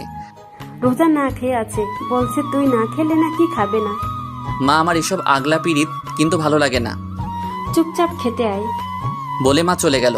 আমিও খাইতে যাই নাই, আমার এসব আগলা পিরিত মোটেও ভালো লাগে না। কিছুক্ষণ পর বাইরে থেকে আব্বু ডাকতেছে ভাত খাইতে। একরাশ রাগ নিয়ে খাবার টেবিলে গেলাম। খাবারকে রুমে আসলাম। রোজা মার সাথে একটু কাজ করে রুমে আসলো। আমি বিছানায় শুয়ে আছি। রোজা এসে আমার পাশে শুয়ে পড়লো। আমি উপরের দিকে চেয়ে আছি আর রোজা আমার দিকে। আমি ওর দিকে ফিরে বললাম, কি হলো, ঘুমাও? রোজা এক ধ্যানে আমার দিকে চেয়ে আছে। ওর মুখের সামনে আঙুল দিয়ে তুড়ি বাজিয়ে বললাম, কি হলো, শুনতে পাও না? কি হয়েছে? বলছিলাম কি, ওইভাবে তাকিয়ে কি দেখো? আমার স্বামীকে। তা দেখা কি হয়েছে? হইলে ঘুমাও। না, দেখা হয় নাই। তাহলে তুমি দেখো, আমি ঘুমাই। আপনি এরকম কেন? কি রকম? এই যে আমার সাথে ভালো মতো কথা বলেন না, একটু ভালোবাসেন না। আমি চুপ করে আছি। এই প্রশ্নের উত্তর আমার কাছে নেই। আমার চুপ থাকা দেখে রোজা আমার বুকের উপর হাত দিয়ে একদম মুখের কাছে মুখটা এনে বলল, একটু ভালোবাসলে কি হয়? আমি রোজাকে আমার কাছ থেকে সরিয়ে বললাম, সবকিছু জেনে এই কথা বলো কিভাবে? রোজা আমার আরো কাছে এসে বলল, স্বামী হন, আমার প্রেমিক না। তো তো বুঝি না। ভালো না বাসলে রিয়া আপুর মতো আমিও বিষ খেয়ে মরে যাব। আমি একটু ভয় পেয়ে গেলাম রোজার মুখে এমন কথা শুনে। আমি চুপ আছি দেখে রোজা আবার বলতে লাগলো, কি ভালোবাসবেন নাকি? আমি এখনো চুপচাপ রইলাম। এবার রোজা আমার পেটের উপর উঠে বসলো আর পুরা ঝুঁকে ওর মুখটা আমার মুখের কাছে এনে বলল, একটু ভালোবাসেন না? আমার কাছ থেকে কোনো উত্তর না পেয়ে আমার হাতটা নিয়ে ওর মুখে আমার হাত বোলাতে লাগলো আর বলতে লাগলো, একটু আদর করেন না? আমি হাতটা ওর হাত থেকে ছিনিয়ে নিলাম আর ও সাথে সাথে আমার মুখে, গলায়, বুকে অগণিত চুমু দিতে লাগলো। আমি পাগল হয়ে যাচ্ছি। মন চাচ্ছে রোজার ভিতর ডুব দিতে, কিন্তু রোজা পাগলের মতো চুমু দিতে লাগলো। আমি কোনো প্রকার রেসপন্স করতেছি না। এই প্রথম কোনো মেয়ে আমাকে লিপ কিস করলো। আমি আর নিজেকে ধরে রাখতে পারি নাই। আমি কেন, অন্য যে কোনো পুরুষ নিজেকে ধরে রাখতে পারবে না এরকম সময়? বিলিয়ে দিলাম নিজেকে রোজার মাঝে। ভেসে গেলাম দুজনে এক অন্য রকম সুখের জগতে। সকালে বৃষ্টির মতো টুপটুপ করে পানি পড়তেছে মুখের উপর। চোখ মেলে তাকিয়ে দেখি রোজা গোসল করে এসেছে আর ও চুলের পানি আমার মুখের উপর ফেলতেছে। আমি রোজার দিকে চেয়ে আছি। অনেক সুন্দর লাগতেছে ওকে আজ। কিরকম কাটলো রাতটা? আমি রোজার দিকে তাকিয়ে বললাম, আমার কাছ থেকেও নিজের অধিকারটা নিয়ে নিলে? রোজা একটু রাগী লুক নিয়ে একদম আমার কাছে এসে বলল, স্বামীর কাছ থেকে স্ত্রীর অধিকার নিলাম, তাতে আপনার কি? আর হ্যাঁ, আজকের পর থেকে আজ রাতে যেভাবে ভালোবাসছেন প্রতিদিন এইভাবে ভালোবাসবেন আমাকে। নইলে কি? যেভাবে রাতে অধিকার আদায় করে নিচ্ছি এইভাবেই আদায় করে নেব। বলে রোজা আমার কপালে আলতো করে একটা চুমু দিয়ে চলে গেল। দরজার সামনে দাঁড়িয়ে রোজা আবার বলল, গোসল করে তাড়াতাড়ি নাস্তা করতে আসেন। বলে চলে গেল। গোসল করে নাস্তার টেবিলে আসলাম। রোজাকে দেখে মনে হচ্ছে ও হাসি খুশিভাবে সবার সাথে কথা বলতেছে। এরকম হাসি খুশি রোজাকে আগে পরে দেখিনি আমি। মা রোজাকে জিজ্ঞাসা করলো, কি রে রোজা, তুই তো মনে হয় আজ অনেক খুশি। রোজা মাকে ইশারায় বলল, তা জানতে পারি এত খুশির কারণ কি? তা তো বলা যাবে না আম্মু। রোজাকে মার সাথে এইভাবে কথা বলতে দেখে আমার গা জ্বলতেছে। কোনো রকম নাস্তা করে বাইরে বের হতে যাব, সামনে এসে রোজা পথ আটকালো আর বলল, কোথায় যাওয়া হচ্ছে শুনি? রোজা এমনভাবে কথাটা বলল আমার রাগ উঠে গেল। তারপরও আমি শান্তভাবে বললাম, সামনে থেকে সরো। রোজা আবারও বলল, আমি কি বললাম শুনলেন নাই নাকি? আমি রেগে রোজার দুই ডানা ধরে ঘরের ভিতর জোরে সরিয়ে দিয়ে আমি বাইরে চলে আসলাম। বাইরে কিছুক্ষণ ঘোরাফেরা করে বাসায় আসলাম। দেখলাম দরজা খোলা। ভিতরে ঢোকার সাথে সাথে দেখলাম রক্ত আর রক্ত। বাসায় মা, আব্বা, ছোট ভাই, রোজা কেউ নাই। আমার প্রচুর ভয় করতে লাগলো। আমার পুরা শরীর কাঁপতে লাগলো। আর কি হলো? মারে আব্বাকে ফোন দিলাম, কিন্তু তাদের ফোন বাসায়। সজীবকে ফোন দিলাম। সজীব সাথে সাথে ফোন ধরে বলল, ভাইয়া তুমি কোথায়? কাঁদতে কাঁদতে কথাগুলো বলল সজীব। কেন, কি হয়েছে? তুমি তাড়াতাড়ি খুলনা মেডিকেলে আসো। কার কি হয়েছে? রোজা ভাবি। কি হয়েছে রোজার? তুমি তাড়াতাড়ি আসো বলে ফোন কেটে দিল। আমি বাইক নিয়ে হাসপাতালে গেলাম। ভিতরে ঢুকে দেখলাম মা, আব্বা, সজীব অপারেশন থিয়েটারের বাইরে দাঁড়ানো। আমি তাদের পাশে দাঁড়ালাম। মা আমাকে দেখার সাথে সাথেই আমার সামনে এসে আমাকে থাপ্পড় মারল আর বলতে লাগলো, এত ঘৃণা করিস রোজাকে? মা চুপ, আর না, অনেক সহ্য করেছি, আর না। তোর মতো ছেলে আমি জন্ম দিয়েছি ভাবতেও ঘৃণা করি। তোর মতো ছেলে আমার বাড়ির কোনো স্থান নেই। জামা কাপড় নিয়ে বের হবি বাড়ি থেকে। আমি আব্বুর দিকে তাকিয়ে বললাম, আব্বু তুমি কিছু বলবা না? বাড়ি থেকে বের হয়ে আমাদের একটু শান্তিতে থাকতে দে। আমি আর কোনো কথা না বলে বাইক নিয়ে বাসায় আসলাম। বাইকটা রেখে জামা কাপড় একটা ব্যাগে নিয়ে বাসা থেকে বের হয়ে পড়লাম। কোথায় যাব জানি না। দুপুরবেলা রৌদ্রের তীব্রতাপে উদ্দেশ্যহীনভাবে হাঁটতেছি রাস্তায়, আর ভাবতেছি কি করলাম আমি, কি কারণে মা আব্বু বের হয়ে যেতে বলল আমাকে বাড়ি থেকে। ঢাকার একটা টিকিট কাটলাম, ঢাকা যাব, ওইখানে যে কিছু একটা করা যাবে। বাসে উঠে চলে আসলাম ঢাকা। বন্ধু মিজানের কাছে আসলাম, ও তো আমাকে দেখে পাগল। দোস্ত, কতদিন পর দেখলাম তোকে। এই তো 2-3 বছর পর। হালা 4 বছরের বেশি। হুম। আচ্ছা, তুই একটু রেস্ট নে, আমি আসতেছি। তোর আব্বু আম্মু কোথায়? তারা নানা বাড়ি গেছে, 5-6 দিন পর আসবে। মিজান বলেই বাইরে চলে গেল, আর আমি ঘুমিয়ে পড়লাম। বিকেলে ঘুম থেকে উঠে খাওয়া দাওয়া করে আমি আর মিজান বাইরে কিছুক্ষণ ঘোরাঘুরি করে বাসায় আসলাম। ছাদে বসে মিজান এসে পাশে বসলো আর বলল, তা মামা, তোমার এই মন খারাপের কারণ জানতে পারি? মিজানকে সব বললাম। সব শুনে মিজান বলল, তা রোজার কি হয়েছে? তা তো দোস্ত আমিও জানি না রোজার কি হয়েছে। আচ্ছা, এখন তুই কি করবি? কিছু তো একটা করা লাগবে। কোনো কাজ কাম আছে তোর হাতে? এখানে তো নাই, তো খুঁজতে হবে। আচ্ছা, নিচে আয়, খেয়ে ঘুমাতে হবে। তুই যা, আমি আসছি। কিছুক্ষণ পর নিচে আসলাম, খাওয়া দাওয়া করে ঘুমিয়ে পড়লাম। সকালে মিজান আমাকে ঘুম থেকে উঠিয়ে বলল, সোহান, আমি কাজে গেলাম, নাস্তা টেবিলে রেডি আছে, ভাত তরকারি ফিরিয়ে আছে, ওভেনে গরম করে খেয়ে নিস, আমি গেলাম। মিজান কাজে চলে গেল। কোনো কাজ কাম নাই, তাই আমি আবার ঘুমিয়ে গেলাম। এদিকে অপারেশনের পর রোজাকে কেবিনে দেওয়া হলো। রোজার জ্ঞান ফেরার পর আব্বু আম্মু সবাইকে দেখলো, কিন্তু সোহানকে দেখলো না। রোজা মনে মনে ভাবতেছে হয়তো কেবিনের বাইরে আছে। এইভাবে ভাবতে ভাবতে সকাল গড়িয়ে দুপুর, দুপুর গড়িয়ে রাত, সোহানের দেখা নাই। রোজার এমন অস্থিরতা দেখে মা জিজ্ঞাসা করলো, কি হয়েছে, এমন করতেছিস কেন? রোজা সহ্য করতে না পেরে কান্না করে দিল। কি রে, কি হয়েছে বলবি তো? রোজা কাঁদতে কাঁদতে বলল, উনি কই? উনি কে? আমার স্বামী। ও সোহান, ও একটা কাজে কিছুদিনের জন্য বাইরে গেছে। মা আর কোনো কথা বলল না, উঠে বাইরে চলে আসলো। আর রোজা মনে মনে ভাবতেছে, আমি হসপিটালে, তারপরও উনি চলে গেছে। আমার চাইতে কাজ বড় ওনার। আসুক উনি, আর কথা বলবো না। ওনার সাথে কিভাবে নিজেকে রোজার মনে অভিমান জমতে থাকে সোহানের প্রতি। এদিকে রাতে, দোস্ত, একটা কাজ আছে, করবি? কি কাজ? ড্রাইভারি। তুই তো ড্রাইভ করতে জানিস। আচ্ছা, আমি করব। কবে থেকে যাব? সকালে তুই আর আমি যে কথা বলবো, আর বেতন 15 বা 16,000 দিতে পারে। করবি তুই? শখের বসে গাড়ি চালানো শিখছিলাম, কিন্তু এখন। তারপর ঘুমিয়ে পড়লাম। সকালে যে কথাবার্তা বলে কাজে লেগে গেলাম। এভাবে দেখতে দেখতে 10 দিন কেটে গেল। সোহান আর রোজার আবার বিয়ে হবার কথা ছিল, কিন্তু সোহান নাই, তাই বিয়েও হয় নাই। রোজা এই 10 দিনে 1000 বারের উপর মা আব্বুকে জিজ্ঞাসা করলো সোহানের কথা। উনি কোথায় আছে, কি করে, কবে আসবে ইত্যাদি।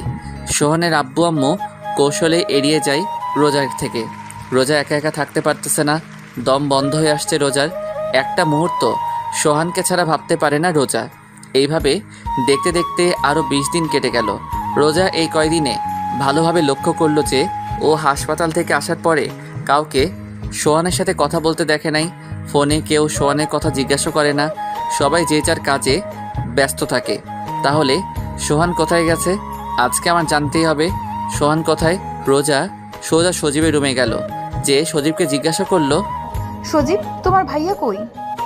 ভাইয়া তো একটা কাজে বাইরে গেছে, কদিন পর চলে আসবে। সজীব, তোমার ভাইয়ার কসম, তোমার ভাইয়া কোথায় আমাকে বলো। না মানে ভাবি। সজীব বলো। সজীব আমতা আমতা করে বলল, ভাইয়াকে বাসা থেকে বের করে দিয়েছে আব্বু আম্মু। রোজা কথাটা শুনে ধপ করে নিচে বসে পড়ল আর বলল, কেন? তোমার জন্য। আমার জন্য মানে? ওই দিন তোমাকে ধাক্কা দিয়ে ফেলে দিচ্ছিল, তাই তোমার মাথা পেটে রক্ত পড়তেছিল। আমরা তোমাকে হাসপাতালে নিয়ে গেছিলাম। তখন ভাইয়া হাসপাতালে আসে, তখন মা আব্বা তাকে বাসা থেকে বের করে যেতে বলছিল। তখন ভাইয়া চলে যায়। ভাইয়া এখন কোথায় আছে আমরা জানি না। রোজা হাউমাউ করে কান্না করতে লাগলো। রোজার চোখ থেকে কান্নার স্রোত বইতে থাকলো। রোজার কান্নার আওয়াজ শুনে সোহানের মা রুমে ঢুকলো। সজীবের দিকে তাকালো। সজীব ইশারায় মাকে বলল, সব বলে দিছি। মা আস্তে। রোজার মাথায় হাত রাখলো। রোজা ফুপিয়ে কাঁদতে কাঁদতে বলল, আম্মু ওই দিন ইনে আমাকে ধাক্কা দেয় নাই, শুধু সরিয়ে দিছে। আমার শাড়ি ওই দিন পায়ে পেঁচিয়ে গিয়েছিল, তার জন্য আমি পড়ে গেছি। সোহানের মা রোজার কথা শুনে নিশ্চুপ। কি বলবে? সে তো ভাবছে রোজাকে সোহান দেখতে পারে না, ঘৃণা করে, তাই ওই দিন ধাক্কা দিয়ে ফেলে দিছে। ওই দিন রোজাকে সোহান সরিয়ে দেওয়ার কারণে রোজার পায়ে রোজার শাড়ি পেঁচিয়ে যায় আর রোজা পড়ে যায়। মারাত্মকভাবে আঘাত হয় রোজার, তাই অনেক রক্তক্ষরণ হয়। এত রক্ত দেখে সোহানের মা ভয় পেয়ে যায়।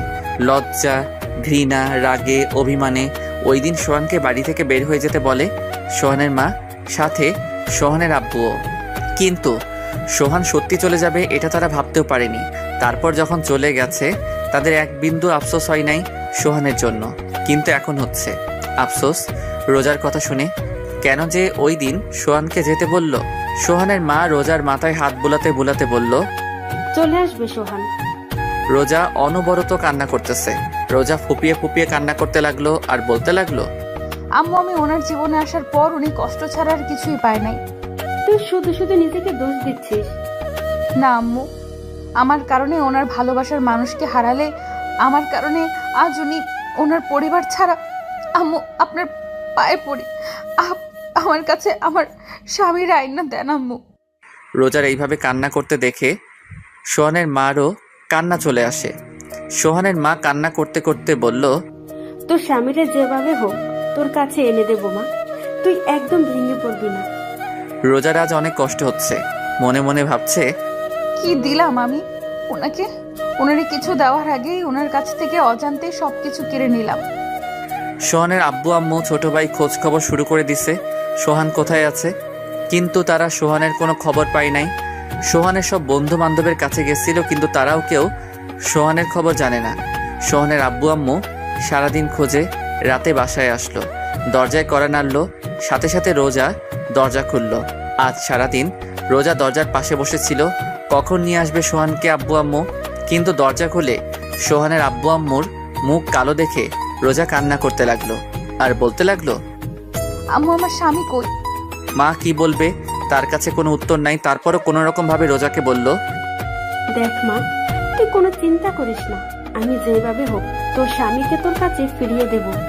রোজা মাকে জড়িয়ে ধরে কান্না করতে লাগলো। আম্মু আমি এত কষ্ট সইতে পারতেছি না, ওনারে ছাড়া আমার দম বন্ধ হয়ে আসে। মা রোজাকে বলল, একটু ধৈর্য ধর। আর কত আম্মু, এতদিন তোমরা আমারে কেন মিথ্যা বলছো যে উনি কাজে গেছে? তুই অসুস্থ ছিল, আর আমি জানি তুই সোহানকে ভালোবাসিস।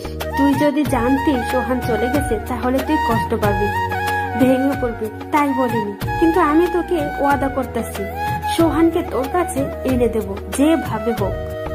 এদিকে সোহান একটা আলাদা রুম নিছে। এখন একা একা মাঝে মাঝে মিজান এসে দেখা করে যায়। আমি সকাল 10টায় কাজে যাই আর বিকাল 4 বা 5টায় বাসায় আসি। এসে রান্না বান্না করে একটু বাইরে ঘোরাফেরা করি, তারপর খাওয়া দাওয়া করে ঘুম। রিয়ার কথা আমার অনেক মনে পড়ে, রোজার কথাও মনে পড়ে। রাতে ঘুমানোর সময় রোজার সাথে আমার বিয়ে হবার পর ওর এক একটা রাত আমার আলাদাভাবে কাটছে। কোনোদিন রোজা রাগ করে থাকতো, কোনোদিন কান্না করতো, কোনোদিন জড়িয়ে ধরে শুয়ে থাকতো, কোনোদিন আবার অভিমান করতো। আবার কোনো একদিন রাতে অনেক ভালোবাসা দিছিল আমাকে রোজা। জানি না ওই দিন রোজার কি হয়েছিল, বেঁচে আছে না মারা গেছে তাও জানি না। মাঝে মাঝে ফোনটা অন করতে মন চায়, মা আব্বুর সাথে কথা বলতে মন চায় এখনই বাড়ি যাই। কিন্তু যখনই বাড়ি যেতে মন চায় তখনই আব্বুর ওই কথা মনে পড়ে, আমাদের একটু শান্তিতে থাকতে দে। তারা কি বোঝে না তাদের ছেড়ে থাকতে আমার কত কষ্ট হয়, কত খারাপ লাগে। কাউকে কিছু বলতেও পারি না, সইতেও পারি না। এভাবে দেখতে দেখতে আরও 1 মাস কেটে গেল। অনেক খোঁজ করছে সোহানকে। সোহানের আব্বু আম্মু কিন্তু কোথাও সোহানকে পাই নাই। রোজা খাওয়া দাওয়া ধরতে গেলে ছেড়ে দিয়েছে। একবেলা খাইতো, 2 বেলা খাই না, তাও সোহানের মার জোড়াজড়িতে খাই। ঠিকমতো ঘুমিয়ে আসে না, ওর কাঁদতে কাঁদতে রাত পার করে। চোখের নিচে দেখে মনে হয় কেউ পাতিল থেকে কালি দিয়ে লাগিয়ে দিছে চোখের নিচে। রোজার এমন অবস্থা সইতে পারে না সোহানের মা শাড়ির আঁচলের আড়ালে মুখ চেপে বোবা কান্না করে। রোজা না খেতে অজ্ঞান হয়ে পড়ে। ডাক্তার ডাকার পর, ডাক্তার চেক আপ করার পর সোহানের মাকে বলে, মিষ্টি খাওয়ান। মানে আপনি দাদি হতে চলেছেন। মা আব্বু এই কথা শুনে খুশিতে কান্না করে দিল। রোজার জ্ঞান ফেরার পর রোজার জন্য খাবার আনলো মা। ভাত মাখতে মাখতে মা বলল, এখন থেকে আর না খেয়ে থাকবি না, কারণ এখন আর তুই একা না, বুঝলি? মানে আম্মু, আর আমি এখন ভাত খাবো না। চুপচাপ খা, নইলে আমার দাদুভাই কষ্ট পাবে। দাদু ভাই মানে? আরে পাগল, তোর গর্বে তোর স্বামীর সন্তান। রোজা রোজার পেটের উপর হাত দিয়ে অবাক চোখে সোহানের মায়ের দিকে চেয়ে আছে। সোহানের মা ইশারায় মাথা নাড়িয়ে রোজাকে হ্যাঁ বলল। রোজা ঢুকরে কেঁদে উঠল। সোহানের মা বাম হাত দিয়ে রোজাকে জড়িয়ে ধরে বলল, এখন থেকে আর তুই নিজেকে নিজে কষ্ট দিবি না। এখন তোর ভিতরে কিন্তু ছোট্ট সোহান বড় হচ্ছে। রোজা অনবরত কান্না করতে আছে। আস্তে আস্তে রোজাকে ভাত খাওয়ানোর পর রোজাকে শুইয়ে দিয়ে সোহানের মা চলে আসলো। রোজা বিছানায় শুয়ে শুয়ে একা একা বলতেছে, কোথায় আপনি? আমার কথা কি আপনার মনে পড়ে না? আমি কি করছি? আমাকে এইভাবে কেন কষ্ট দেন? আমারও নিয়ে যাইতেন আপনার সাথে। আমার ভালো লাগে না আপনারে ছাড়া। আপনি কেন বোঝেন না? পাগলের মতো একা একা কথা বলতে থাকে রোজা। এভাবে দেখতে দেখতে আরো 1 মাস চলে গেল। রোজা এখন নিজেকে একটু শক্ত করছে, কারণ তার স্বামীর সন্তান তার গর্ভে। বিয়ের পর সোহানকে কিছুই দিতে পারে নাই রোজা, তাই সোহান যে দিন আসবে সেদিন সোহানকে সোহানের সন্তান দেবে। সোহানের মা সারাদিন রোজার আশেপাশে থাকে, রোজাকে কোনো কাজ করতে দেয় না। রোজার কখন কি প্রয়োজন রোজার বলার আগে এনে দেয়, কিন্তু সোহানকে এনে দিতে পারল না। সোহানের মা অনেক কবিরাজের কাছে গেছে সোহানকে ফিরে আনানোর জন্য। কবিরাজরা তাবিজ তুবিজ দিছে, কিন্তু তাতে কোনো কাজ হয় নাই। রিয়ার আম্মু কিভাবে সোহানের বিয়েটা হয়েছে সেটা জানার পর রোজাকে দেখতে আসছিল, কিন্তু ওনার ভুলটা বুঝতে পারে যে এই বিয়েতে সোহানের কোনো মত ছিল না। শুধু সোহানের আব্বু আম্মুর জন্য দায়ী করে বিয়েটা করছে। রোজা এতিম জেনে রোজাকে রিয়ার স্থান দেয় রিয়ার মা। রোজাকে মেয়ে হিসেবে মেনে নেয় রিয়ার মা সোহানের আম্মুকে বলে, সোহান যেদিন আসবে তার পরের দিনই রোজাকে আমাদের বাড়ি থেকে অনুষ্ঠান করে উঠিয়ে দেবে সোহানের ঘরে। একটু হলেও শান্তি বিরাজ করতেছিল সোহানের ঘরে, কিন্তু এদিকে সোহান কাজে যায়, খায় দায়, ঘুমায়। এখন রিয়ার চাইতে রোজাকে বেশি মনে পড়ে, কেন জানি না মন চায় রোজার কাছে যাইতে। মাঝে মাঝে মনে হয় রোজা আমাকে ডাকতেছে। কি মনে করে আজ ফোনটা অন করলাম, হাজার হাজার SMS, মিসড কল, মা, আব্বু, সজীব, ইমন, আরও কিছু বন্ধুদের মিসড কল আসছে। খুব বেশি অবাক হলাম রিয়ার মার মিসড কল দেখে। ফোনটা হাতে নিয়ে এইসব SMS-গুলো দেখতেছিলাম। এরই মধ্যে সজীবের ফোনটার দিকে এক ধ্যানে তাকিয়ে আছি। দেখতে দেখতে ফোনটা কেটে গেল, ধ্যানটাও ভেঙে গেল। আবার ফোন সজীবের, রিসিভ করলাম। হ্যালো ভাইয়া, তুমি কোথায়? আমি নিশ্চুপ, কোনো কথা বলতেছি না। সজীব হ্যালো হ্যালো বলেই যাচ্ছে। মা মা মা, ভাবি ভাবি, ও ভাবি। কি হয়েছে? ফোনের ওপাশে থেকে এই কথাগুলো শুনে ফোনটা কেটে দিলাম। কেন জানি না মার কণ্ঠস্বরটা শুনে মনটাই কি রকম একটা শান্তি লাগতেছে। ফোনটা অফ করে ঘুমিয়ে পড়লাম। এদিকে সোহানের ফোন অন পেয়ে সজীব অনেক খুশি হয়, কিন্তু সজীবের খুশি মাটি চাপা পড়ে যায় সোহান ফোন কেটে দেওয়াতে। সজীবের সামনে মা ভাবি দাঁড়িয়ে আছে, জিজ্ঞাসার দৃষ্টিতে তাকিয়ে আছে সজীবের দিকে। সজীব শান্তভাবে বলল, ভাইয়ার ফোন অন পাইছিলাম, ফোন ধরে হ্যালো বলেই কেটে দিল, এখন ফোন বন্ধ বলতেছে। রোজা মুখটা আড়াল করে কান্না করে দৌড়াতে দৌড়াতে রুমে চলে গেল। বিছানার উপর লাফ দিয়ে শুয়ে কান্না করতে লাগলো। সোহানের মা দরজার আড়াল করে দাঁড়িয়ে রোজার এমন কান্না দেখে। দেখা ছাড়া যে তার আর কিছুই করার নাই। রিয়ার আব্বু আম্মু, সোহানের আব্বু আম্মু, সজীব, সোহানের কিছু খালাতো ভাই মিলে সোহানকে খুঁজছিল, কিন্তু কোথাও পেল না। খুঁজলো বলতে সোহানের সব বন্ধুদের বাসায় আরো টুকটাক জায়গায়। রাতে সবাই বাসায় আসলো খালি হাতে। দরজা খুলে যখন দেখে সোহান নাই, নিমিষেই মুখটা অন্ধকার হয়ে যায় রোজার। এভাবে দেখতে দেখতে আরো কিছুদিন কেটে গেল। একদিন সকালে ইমন আসলো সোহানের বাসায়। দরজায় কড়া দিয়ে দাঁড়িয়ে আছে। সোহানের আম্মু এসে দরজা খুলল। ইমনকে দেখেই বলল, আরে ইমন, আয় ভিতরে আয়। ইমন ভিতরে যে বসলো। তুই বস, আমি চা নিয়ে আসি। না খালা, চা খাবো না, একটু আগে খেয়েছি। আগে বলেন, সোহানের কোনো খোঁজ পাইলেন? না, এখনো কোনো খোঁজ খবর পাই নাই। তুই জানিস সোহান কোথায়? জানি না কোথায় আছে, কিন্তু কার কাছে আছে সেটা জানি। ইমনের কথা শুনে মার চোখ ভিজে উঠল। ভেজা ভেজা চোখে ইমনকে জিজ্ঞাসা করলো, কার কাছে আছে আমার সোহান? খালা, মিজান থাকতো না আপনাদের পাশের বাসায়? আমার মনে হয় সোহান ওর কাছে আছে, কেননা এই দেখেন মিজান আর সোহানের একটা ফটো ফেসবুকে মিজান ছাড়ছে। সোহানের মা এক ধ্যানে ছবিটার দিকে তাকিয়ে আছে। ফোনটা হাতে নিয়ে রোজার রুমে গেল সোহানের মা। যে দেখে রোজা বিছানায় শুয়ে শুয়ে পেটের উপর হাত দিয়ে কান্না করতেছে। রোজা সোহানের মাকে দেখে বৃথা চেষ্টা করলো চোখের পানি আড়াল করার। সোহানের মা রোজার পাশে বসে ফোনটা দেখিয়ে বলল, এই দেখ তোর স্বামী। রোজা চুপচাপ ছবিটার দিকে তাকিয়ে আছে। ফোনটায় সোহানের ছবির উপর হাত দিয়ে সোহানকে অনুভব করতে লাগলো। আর চোখ থেকে তো পানি পড়তেছে। তুই আর কান্না করবি না, তোর স্বামীরা তোর কাছে 2 দিনের মধ্যে এনে দিব। আম্মু আমি এখনই যাবো ওনার কাছে। এতদিন ধৈর্য ধরছিস, আর 2টা দিন মা, একটু ধৈর্য ধর। এই কথা বলে ফোনটা নিয়ে ইমনের কাছে দিল। আরো কিছুক্ষণ ইমনের সাথে কথা বলল মা। তারপর ইমন চলে গেল। কিছুক্ষণ পর সোহানের আব্বু বাসায় আসলো। আসার সাথেই সোহানের আম্মু জিজ্ঞাসা করলো, পাশের বাসা রেহানারা থাকতেন মনে আছে? মনে থাকবে না কেন? মিজানের আম্মু কথা বলছো তো?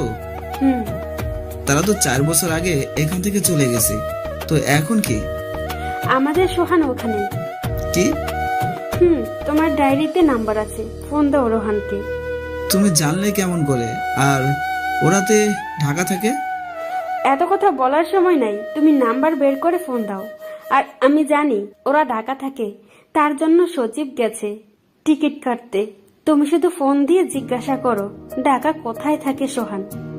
মিজানের মার সাথে কথাবার্তা বলে রওনা হলো ঢাকার উদ্দেশ্যে। সোহানের আব্বু আম্মু সজীব আর রোজাও যাচ্ছে ঢাকায়। সারাটা পথ রোজা কান্না করতেছিল, কিন্তু ওর মুখে এক অদ্ভুত রকমের তৃপ্তি ছিল। সকাল 8টায় দরজায় অনেক জোরে ধাক্কাধাক্কির আওয়াজ শুনে ঘুম ভাঙলো। ঘুম ঘুম চোখে দরজা খোলা মাত্রই কেউ একজন ঝাপটে করে জড়িয়ে ধরলো। সামনের দিকে তাকিয়ে দেখি মা, আব্বু, সজীব দাঁড়িয়ে আছে। আর রোজা আমাকে জড়িয়ে ধরে কান্না করতে লাগলো। রোজাকে নিজের থেকে ছাড়িয়ে নিতে যাব, তখনই মা ইশারায় বলল ওকে রুমে নিয়ে যেতে। রোজার কানের কাছে মুখ নিয়ে বললাম, ছাড়ো, সবাই দেখতেছে। রোজা কোনো কথা বলতেছে না, আমাকে জড়িয়ে ধরে কান্না করতেছে। রোজাকে জড়িয়ে ধরা অবস্থায় রুমে নিয়ে আসলাম। ওকে বিছানায় বসাতে যাব, রোজা আরও আমাকে ঘুরিয়ে বিছানায় ফেলে আমার বুকে মাথা দিয়ে কান্না করতেছে। ওর এমন কান্না দেখে নিজের কাছে অনেক খারাপ লাগতেছে। আমি রোজাকে বললাম, কান্নাটা থামাও, আমার শার্ট ভিজে যাচ্ছে। রোজা আমার কথার কোনো উত্তর না দিয়ে আমাকে আরও জোরে জড়িয়ে ধরে কান্না করতে লাগলো। রোজা প্লিজ কান্নাটা থামাও। রোজা কোনো কথা না বলে আমার হাতটা ওর পেটের উপর রাখলো। চলো চলো চোখে তাকিয়ে আছে রোজা। আমার বুঝতে বাকি না রোজা পেটের উপর হাত দিয়ে কি বোঝাতে যাচ্ছে। আমি খুশিতে ওর কপালে একটা গভীর চুমু খাই। রোজা চোখ বুঝে আরো শক্ত করে জড়িয়ে ধরলো আমায়। কিছুক্ষণ পর রোজা ঘুমিয়ে পড়ছে আমার বুকে। মা দরজার সামনে দাঁড়িয়ে আমাকে ডাকতেছে, উঠতে যাব। এর মধ্যে মা রুমে ঢুকলো। রোজা এখনো আমাকে জড়িয়ে ধরে ঘুমিয়ে আছে। উঠতে যাব, এরই মধ্যে মা বলে উঠলো, থাক, ওঠা লাগবে না, শুয়ে থাকবি। রোজার মাথায় হাত বুলাতে বুলাতে মা বলল, কতদিন পর মেয়েটাকে একটু শান্তিতে ঘুমাতে দেখলাম। তুই চুপচাপ শুয়ে থাক, ওর ঘুম ভাঙলে উঠিস। মা এই কথা বলে বাইরে থেকে দরজা লাগিয়ে চলে গেল। আমি পলকহীনভাবে তাকিয়ে আছি রোজার দিকে। কত বদলে গেছে মাত্র কয়েক মাসে। ওর চোখে মুখে আগের মতো সেই মায়া নেই, কিন্তু কষ্টের ছাপ স্পষ্ট। ও এমনভাবে আমার বুকের উপর মাথা দিয়ে শুয়ে আছে যে আমি নড়াচড়া করতে পারতেছি না। এমনভাবে আমার বুকের উপর মাথা রেখে আছে। দুপুরবেলা রোজার ঘুম ভাঙল। বুক থেকে মাথাটা তুলে আমার দিকে ঘুম ঘুম চোখে তাকিয়ে আবার কান্না করে দিল। রোজার চোখের পানিটা মুছে দিয়ে বললাম, কি হয়েছে, কাঁদতেছো কেন? ও কোনো কথা না বলে শক্ত করে জড়িয়ে ধরে বুকের উপর মাথা রেখে কান্না করতেছে।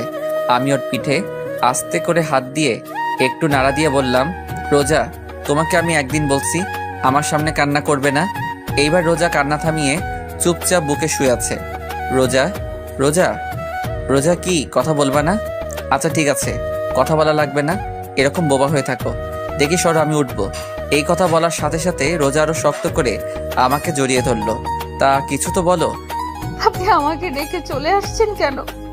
আমি কোনো কথা না বলে চুপচাপ শুয়ে আছি। আমার চুপ থাকা দেখে রোজা বলল, আপনি কি আমাকে আরো কষ্ট দিবেন? কী রকম অদ্ভুতভাবে কথাটা বলল রোজা। আমার কাছে মনে হলো ওর এই কথাটা বলতে অনেক কষ্ট হয়েছে। আমার আবার চুপ থাকা দেখে রোজা আস্তে আস্তে ওর মুখটা আমার মুখের কাছে আনলো আর বলল, কি হলো? এখন তো দেখি আপনি বোবা হয়ে গেছেন। আমি কি বলবো? ও জোরে জোরে নিঃশ্বাস নিতেছে আর ওর সব নিঃশ্বাস আমার মুখের উপর পড়তেছে। অনেক ভালো লাগতেছে এই মুহূর্তটা। মন চাচ্ছে ওর ঠোঁটে একটু ডুব দেই, কিন্তু মনের কথা মনে রেখে রোজাকে আমতা আমতা করে ঢোক গিলে বললাম, শুধু রোজা। রোজা বলার সাথে সাথে রোজা ওর ঠোঁটটা আমার ঠোঁটে ডুবিয়ে দিল। কতক্ষণ ছিলাম আমি জানি না। দরজায় কড়া শুনে দুজনের হুঁশ আসে। লজ্জায় কেউ কারো দিকে তাকাতে পারছি না। আমি দরজা খুলতে যাব, এরই মধ্যে রোজা চিল্লায়, বলে উঠল, কে? দরজার ওপাশ থেকে মা বলে উঠল, আমি। আম্মু তুমিও না, তুমি যাও, আমরা পরে বের হচ্ছি। আচ্ছা, তোর যখন খুশি তখন বের হ। টেবিলে খাবার রাখা আছে, আমরা একটু মিজানদের বাসায় যাচ্ছি। আচ্ছা আম্মু, ঠিক আছে। আচ্ছা, আমি যাই। তাড়াতাড়ি আসবে আম্মু। হুম। মা আব্বু চলে গেল। আমি রোজাকে বললাম, মার সাথে কেউ এভাবে কথা বলে? আমি বলি, আমার মা আমি যেমন কথা বলি তাতে আপনার কি? ওই কথা বলে রোজা আবার ওর ঠোঁট আমার ঠোঁটের কাছে আনতে লাগলো। আমি বললাম, রোজা না, একদম না। আবার ডুবিয়ে দিল রোজা রোজার ঠোঁট আমার ঠোঁটের উপর। কিছুক্ষণ পর নিজেকে রোজার কাছ থেকে ছাড়িয়ে নিয়ে বললাম, যাও হাত মুখ ধুয়ে আসো, ভাত খাবো। না, আমার খিদা নাই, আমি অন্য কিছু খাবো। আমার ঠোঁট দেখিয়ে বলল কথাটা। আমিও একটু রাগী লুক নিয়ে বললাম, এতক্ষণ খাইছো, মন ভরে নাই? ও একটু কান্না করে দিয়ে বলল, আপনি খালি রাগ দেখান আমার উপর। আচ্ছা আচ্ছা, আর রাগ দেখাবো না, এইবার তো কান্না থামাও। আগে আমার এইখানে এইখানে এইখানে চুমু দেবেন, তাহলে কান্না থামাবো। একটু বেশি বেশি হয়ে যাচ্ছে না? এইবার রাগী লুক নিয়ে বলল, দেবেন না তাই তো? আপনি আর কি দিছেন আমাকে কষ্ট ছাড়া? আচ্ছা আচ্ছা দিতেছি, বলে ওর দিকে আগাতে লাগলাম। ও চোখ বন্ধ করে আছে, চোখটা হালকা ভিজা ভিজা, ঘন ঘন ঢোক গিলতেছে। চোখের নিচে কালো দাগ পড়ে আছে, তো কি হয়েছে? ওকে এখন অনেক সুন্দর লাগতেছে। আমি একদম ওর কাছে গিয়ে দাঁড়িয়ে আস্তে করে বললাম, দেওয়া কি লাগবেই? রোজা কোনো কথা না বলে চোখ বন্ধ থাকা অবস্থায় মাথা নাড়িয়ে হ্যাঁ বলল। আমি প্রথমে ওর কপালে, তারপর ঠোঁটে, তারপর গলায় একটা একটা করে চুমু দিলাম। গলায় চুমু দেওয়ার সাথে সাথে রোজা আমাকে ঝাপটে ধরলো। অনেকক্ষণ পর ছাড়লো আমাকে। যাও হাত মুখ ধুয়ে আসো, ভাত খাবো এখন। রোজা ফ্রেশ হয়ে আসলো, তারপর আমি একটু ফ্রেশ হলাম। দুজনে একসাথে খাবার টেবিলে বসলাম। আমি খেতে শুরু করলাম, কিন্তু রোজা না খেয়ে আঙুল দিয়ে ভাত নাড়াচাড়া করতেছে। তাই আমি বললাম, খাও। রোজা কোনো কথা বলতেছে না। আমি আবার বললাম, কি হলো, খাও। এবার রোজা আমতা আমতা করে বলল, কেউ যদি খাওয়াইয়া দেয় তাহলে আমি খাবো, আর নইলে খাবো না।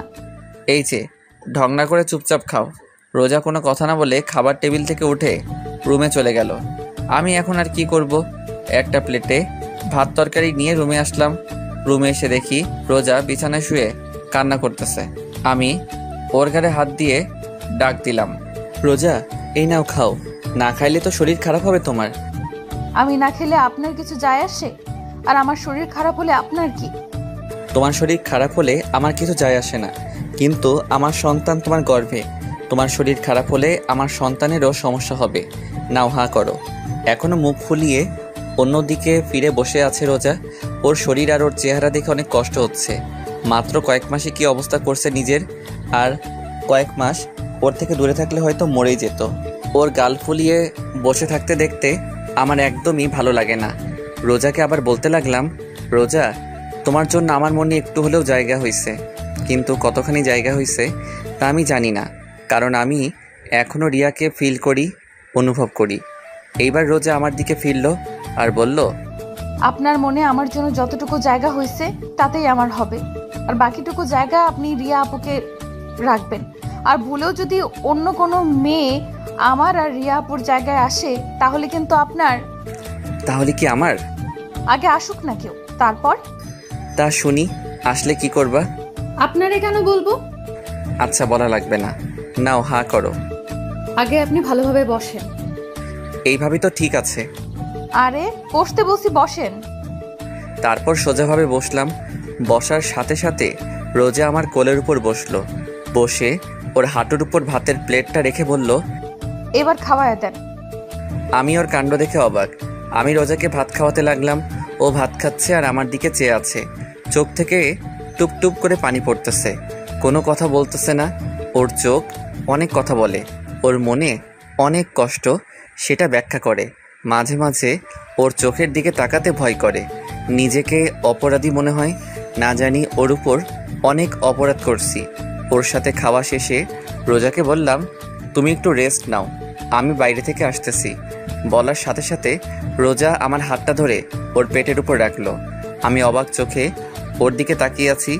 ও চোখ বুজে আছে, জোরে জোরে নিঃশ্বাস নিচ্ছে, কিছু বলবে হয়তো কিন্তু সাহস পাচ্ছে না। ওর নীরবতা দেখে আমি বললাম, কিছু বলবা? রোজা মাথা নাড়িয়ে হ্যাঁ বলল। আমি ওকে একটু সময় দিয়ে বললাম, আচ্ছা বলো কি বলবা। আমার যে হাতটা রোজার পেটের উপর ছিল, ওই হাতটা আর একটু জোরে চেপে ধরলো পেটের উপর আর বলল, আপনার সন্তানের কসম কেটে বলেন আপনি আর আমাকে রেখে কোথাও যাবেন না। আমি চুপচাপ ওর দিকে চেয়ে আছি আর ও করুণ চোখে আমার দিকে চেয়ে আছে। আমি ওর দিকে চেয়ে আছি। কি হলো বলুন। আমার কাছ থেকে কোনো উত্তর না পেয়ে আমার হাতটা ছেড়ে দিয়ে বিছানায় শুয়ে কান্না করতেছে। আমি ওর পাশে বসে আছি আর ও শুয়ে অন্যদিকে ফিরে কান্না করতেছে। আমি ভাবতেছি রোজাকে এখন কি বলবো। রোজা আমার কাছে থাকলে রিয়ার কথা মনে পড়ে যায় যে এখানে রিয়ার থাকার কথা ছিল। রোজা এসে ভাগ বসাইছে, আবার রোজা আমার কাছ থেকে দূরে থাকলে রোজাকে কাছে পেতে মন চায়। আমি আস্তে করে রোজার পিঠে হাত দিয়ে ডাক দিলাম, রোজা, রোজা দেখি এদিকে ফেরো। রোজা তারপরও চুপ করে আছে। ওকে একটু জোর করে আমার দিকে ফিরিয়ে ওর পেটে হাত দিয়ে বললাম, যদি তুমি ধরে রাখতে পারো তাহলে আজীবন তোমার সাথে থাকবো। রোজা ছলো ছলো চোখে আমার দিকে চেয়ে আছে। আমি বললাম, কি হলো, পারবা তো? পারবো মানে? ইনশাল্লাহ পারবো। পারলেই ভালো। রোজা শোয়া অবস্থায় ওর হাত দুটি মেলে আমাকে ওর কাছে ডাকতেছে। ওর ডাকে সাড়া না দিয়ে কোনো উপায় নাই, আস্তে করে জড়িয়ে ধরলাম। ও আমার ঘাড়ে মুখ বুজে কান্না করতেছে। আমি ওর কানের কাছে আমার মুখটা নিয়ে বললাম, এত পানি তোমার চোখে কোথা থেকে আসে? ও আমার কানের কাছে মুখ নিয়ে আস্তে আস্তে করে বলল, কোথা থেকে আসে জানি না, কিন্তু আমার চোখে পানি আপনার জন্য আসে। মানে? মানে আবার কি, ভালোবাসি তাই। আপনার একটুখানি অবহেলা আমাকে অনেক অনেক কষ্ট দেয়। আমার মুখের ভাষা মনে হয় রোজা কেড়ে নিয়েছে। কি বলবো আমি, কি বলা উচিত এখন আমার জানা নাই। একটা কথা বলবো? বলো। রাগ করবেন না তো? আরে বলো তো। আপনি শুধু রাগ করেন কেন? আমি ওকে ছেড়ে দিয়ে বসে নরম সুরে বললাম, কি বলবা বলো। রোজা উঠে আমার পাশে বসে ওর দুই হাত আমার গলায় রেখে আহ্লাদি সুরে বলল, ওই দিন কিভাবে অধিকার আদায় করছি মনে আছে? আমি আমতা আমতা করে বললাম, কোন দিন?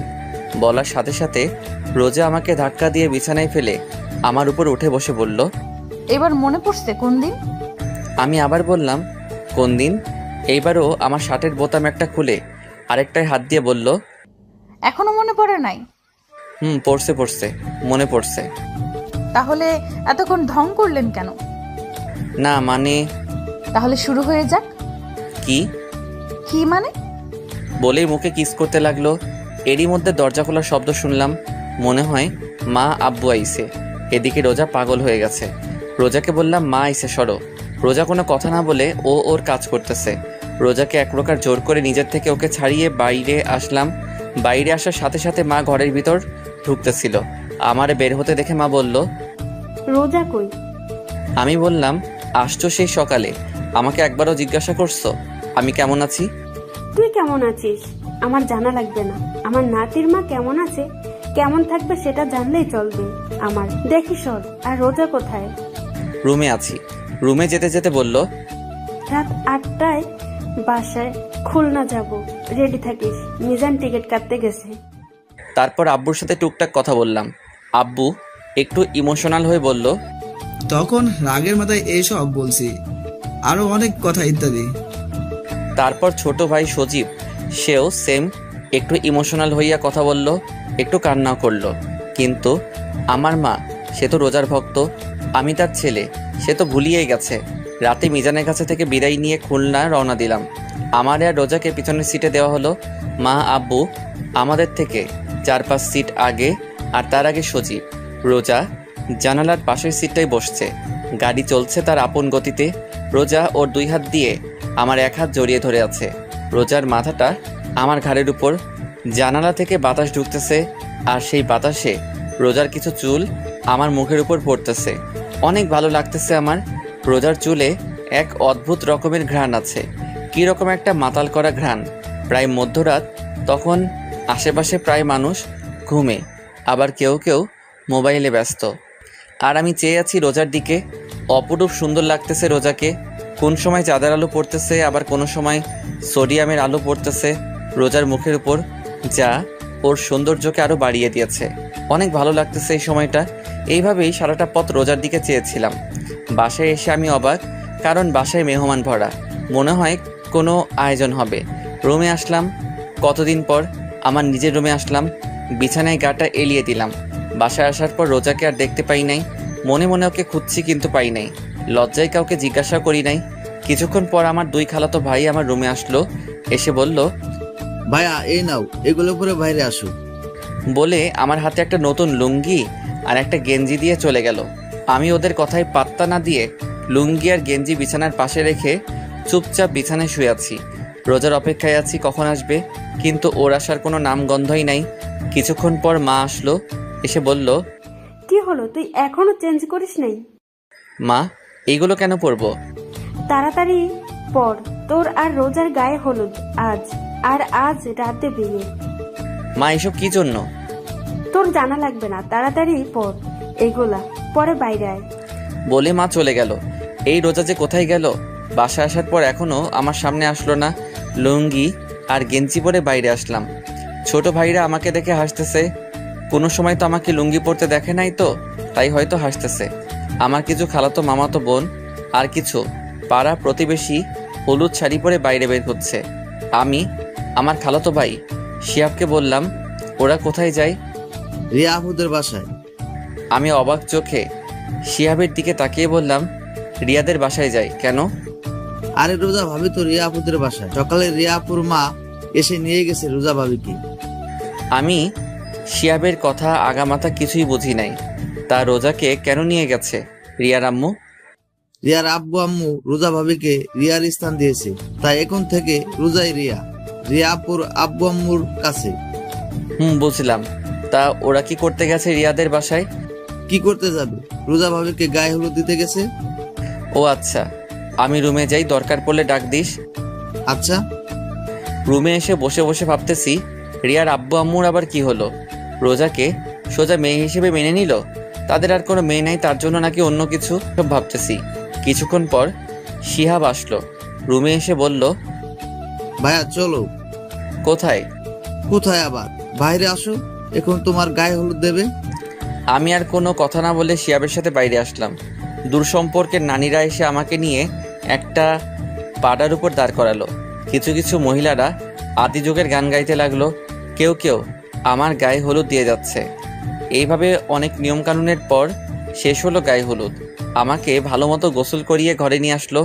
সন্ধ্যাবেলা একটা শেরওয়ানি পরে কিছু লোকদের সাথে রিয়াদের বাসায় গেলাম। অনেক সুন্দর করে সাজানো হয়েছে রিয়াদের বাড়ি। পুরা বাড়ি লাল নীল ছোট ছোট লাইটে ভরপুর। রিয়াদের বাড়ির ভিতর ঢুকলাম, বুকটা ধকধক করতেছে।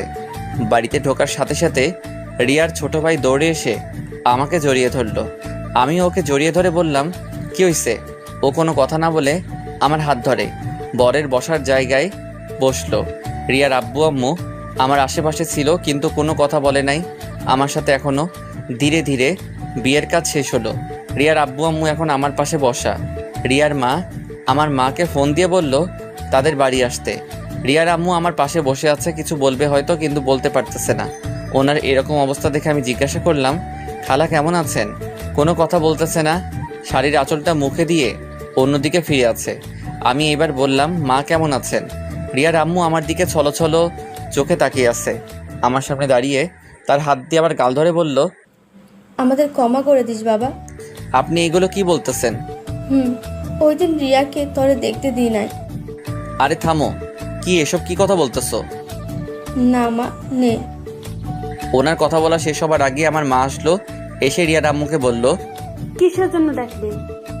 চল নতুন বউ বরকে একসাথে ঘরে তুলে নি। চল, এতে আবার আমারে ডাকা লাগে? কিছুক্ষণ পর রিয়ার আম্মু আমার হাত ধরে নিয়ে রিয়ার রুমে নিয়ে যেতে লাগলো। পিছে তাকিয়ে দেখি রোজাকে মা আমার পিছনে পিছনে নিয়ে আসতেছে। রিয়ার রুমে আসলাম। রুমে ঢোকার সাথে সাথে এক অদ্ভুত অনুভূতি হলো। মনে হলো আমার পুরো শরীরের ভিতর কীরকম জানি ঠান্ডা বাতাস বয়ে গেল। রিয়ার আম্মু আমাকে খাটে বসালো, রোজাকে আমার পাশে বসালো হয়েছে। আজ আবার রোজা বধূ সেজেছে। রিয়ার আম্মু আমার হাতটা নিয়ে রোজার হাতের উপর রাখলো, রেখে বলল, সোহান আজ থেকে রোজাকে ভালোবাসবা রিয়ার মতো, কারণ এখন থেকে আজীবনের জন্য রোজা আমার মেয়ে। এইবার মা আমার আর রোজার হাত ধরে বলল, সোহান যে চলে গেছে তাকে ভেবে কোনো লাভ নাই। আমরা এখন রিয়ার জন্য দোয়া ছাড়া কিছুই করতে পারবো না। এবার আমি বললাম, দোয়া করব আল্লাহ যেন পরকালে আমাকে রিয়ার সাথে রাখে। আমার কথা শুনে রিয়ার আম্মু আর আমার মা আমার দিকে অবাক চোখে তাকিয়ে আছে। রোজার দিকে তাকিয়ে দেখলাম মাথা নিচু করে মুখ কালো করে আছে। রোজার মুখ কালো দেখে রিয়ার আম্মু রোজার থুতনি ধরে রোজাকে বলল, ও ওর ভালোবাসার মানুষকে চাইছে, আল্লাহর কাছে তুইও আল্লাহর কাছে তোর স্বামীরে চাইবি। রোজা শুধু মাথা নাড়িয়ে ঠিক আছে বলল। আরও অনেক কথা বলে রিয়ার মা আর আমার মা আমাকে আর রোজাকে রেখে বাইরে থেকে দরজা আটকে চলে গেল। আমি আর রোজা দুজনে চুপচাপ বসে আছি, কেউ কোনো কথা বলতেছি না। আমি আস্তে করে বিছানায় শুয়ে পড়লাম। রোজা এখনও খাটে বসা। অনেকক্ষণ হয়ে গেল, রোজা এখনও চুপচাপ বসে আছে। আমি রোজাকে বললাম, কি হলো, ঘুমাবা না? চুপচাপ আমার দিকে চেয়ে আছে। আমি আমার দুহাত মেলে বললাম, কি হলো, আসো। আমার দুহাত মেলা দেখে রোজা আমার বুকের উপর ঝাঁপিয়ে পড়লো। চুপচাপ বুকের উপর শুয়ে আছে, কোনো কথা বলতেছে না। রোজা রোজা রোজা কি হয়েছে? মন খারাপ? না। তাহলে আপনি আমাকে ভালোবাসবেন তো? ভালো না বেশি উপায় আছে? শত হলেও তুমি আমার ভবিষ্যৎ সন্তানের মা। আগে বলেন, ভালোবাসবেন তো? বাসতে পারি, একটা শর্ত আছে। কি কি শর্ত বলেন, আমি সব মানতে রাজি আছি। আমাকে তুমি করে বলতে হবে, তাহলেই হবে। আচ্ছা ঠিক আছে। রোজা বলো। আজকে আমাদের কি রাত? কি রাত? আজকে আমাদের বাসর রাত। তা কিছু হবে না। মুখটা তুলে আমার দিকে তাকিয়ে যা দুষ্টু বলেই রোজা আমার বুকে ঝাঁপিয়ে পড়লো। আর শুরু হলো সোহান আর রোজার নতুনভাবে পথ চলা। কিন্তু রিয়া থেকে যাবে আজীবন সোহানের হৃৎপিণ্ডে। গল্পটা কেমন হলো প্লিজ জানাবেন। আর যারা পরবর্তী পার্ট গল্প পেতে আমাদের চ্যানেলটি সাবস্ক্রাইব করে পাশে থাকা বেল আইকনটি বাজিয়ে দিন। সবাই ভালো থাকবেন, সুস্থ থাকবেন। দেখা হবে পরের গল্পে। আল্লাহ হাফেজ। সে প্রতিদিন একই ব্রাঞ্চে বসে থাকতো, হাসতো না, কাঁদতো না, শুধু অপেক্ষা করত।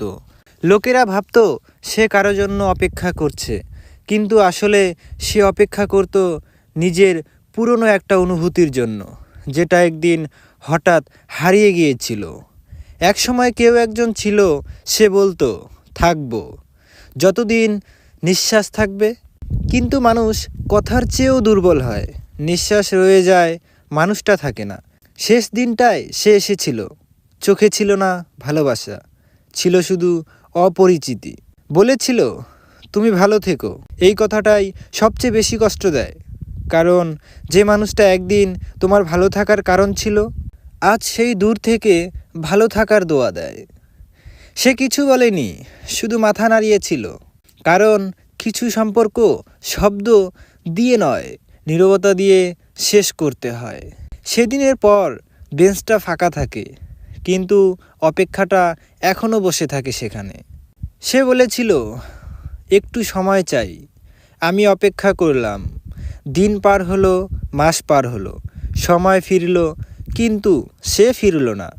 সবচেয়ে কষ্টের বিষয় জানো, সে সময় চায়নি, সে আসলে সাহস খুঁজছিল আমাকে ছেড়ে চলে যাওয়া। একদিন যাকে সব কথা বলা যেত, আজ তাকে কিছু বলতে গেলে মনে হয় অধিকার নেই। ভালোবাসা শেষ হলে মানুষটা যায় না, অধিকারটা যায়। সে আর রাগ করে না, অভিনয়ও করে না, কারণ যে মানুষটা আর কিছু চায় না, সে অভিযোগও করে না। নীরবতা আসলে শান্তি নয়, এটা হাল ছেড়ে দেওয়া। মোবাইলটা আজও খুলে রাখি, শেষ মেসেজটা বারবার পড়ি। শব্দগুলো বদলায় না, কিন্তু আমি বদলে যাই। কিছু মেসেজ ডিলিট করা যায় না, কারণ ওগুলোই শেষ স্মৃতি। সবাই বলে ও তোমাকে ছেড়ে গেছে, কিন্তু সত্যিটা আলাদা। সে কখনোই আমাকে ভালোই বাসেনি। আমি শুধু এমন একজনকে মন দিয়ে বসেছিলাম যে আমাকে মনেই রাখেনি। আমি প্রতিদিন নিজেকে একটু একটু করে ভেঙে ফেলতাম, শুধু যেন সে হাসতে পারে। আর সে কখনোই জানতে পারলো না কিছু মানুষ হাসার জন্য নয়, হারানোর জন্য আসে। আমি আর অপেক্ষা করি না, কারণ অপেক্ষা করলে আশা জন্মায়, আর আশা সবচেয়ে নিঠুর জিনিস। একসময় আমি ছিলাম তার দিনের শুরু আর শেষ। আজ আমি শুধু একটা পুরনো নাম কন্ট্রাক্ট লিস্টে। মানুষ বদলায় না, প্রয়োজন ফুরায়। আমি অনেক কিছুই বলতে চেয়েছিলাম, কিন্তু সে মানুষটা শুনতেই চায় না। তার কাছে বলা অপমানের মতো। সবাই ভাবে আমি ভালো আছি কারণ আমি হাসি। কেউ বোঝে না কিছু হাসি কান্নার চেয়েও বেশি শব্দ করে। আমি তাকে আর চাই না, শুধু চাই যদি কখনো মনে পড়ে একটু আফসোস করুক। এটাই হয়তো ভালোবাসার শেষ চাওয়া। যদি আবার দেখা হয় আমি কথা বলবো না, কারণ কিছু মানুষকে দেখলে বোঝা যায় ভালোবাসা শেষ, কিন্তু দাগ রয়ে গেছে। আমি আর ঝগড়া করি না, কারণ যে মানুষটা থাকতে চায় না তাকে বোঝানোও এক ধরনের অপমান। কিছু মানুষ থাকে যাদের আর দরকার হয় না, কিন্তু মনে পড়া বন্ধ হয় না। সে চলে গেছে অনেক দূরে, ঠিকানা বদলায়নি, শুধু হৃদয়ের দরজাটা বন্ধ করে দিয়েছে। আমি শুধু একবার জানতে চেয়েছিলাম আমি কি কম ছিলাম। সে উত্তর দেয়নি, নীরবতাই ছিল তার সবচেয়ে বড় উত্তর। আমি তাকে ভুলতে চাইনি, আমি শুধু আর কষ্ট পেতে চাইনি। একাকিত্ব মানুষকে কষ্ট দেয় না, কষ্ট দেয় এভাবে যাকে পাশে চেয়েছিলাম সে পাশেই ছিল না। সে আমার শেষ ভালোবাসা ছিল, সে ছিল সবচেয়ে গভীর, আর গভীর জিনিস সব সময় ব্যথা দেয়। আমি আর অভিযোগ করি না, কারণ অভিযোগ করার মানুষটাই আর নেই। আমি বদলে গেছি, কারণ আগের আমি সবাইকে বিশ্বাস করত। এখন আমি কম কথা বলি, কম আশা করি, কম মানুষ চাই। ভুল মানুষকে সঠিকভাবে ভালোবাসলে সবচেয়ে বেশি কষ্ট দেয়, কারণ তুমি ভুল করোনি, তুমি শুধু ভুল জায়গায় ঠিক ছিলে।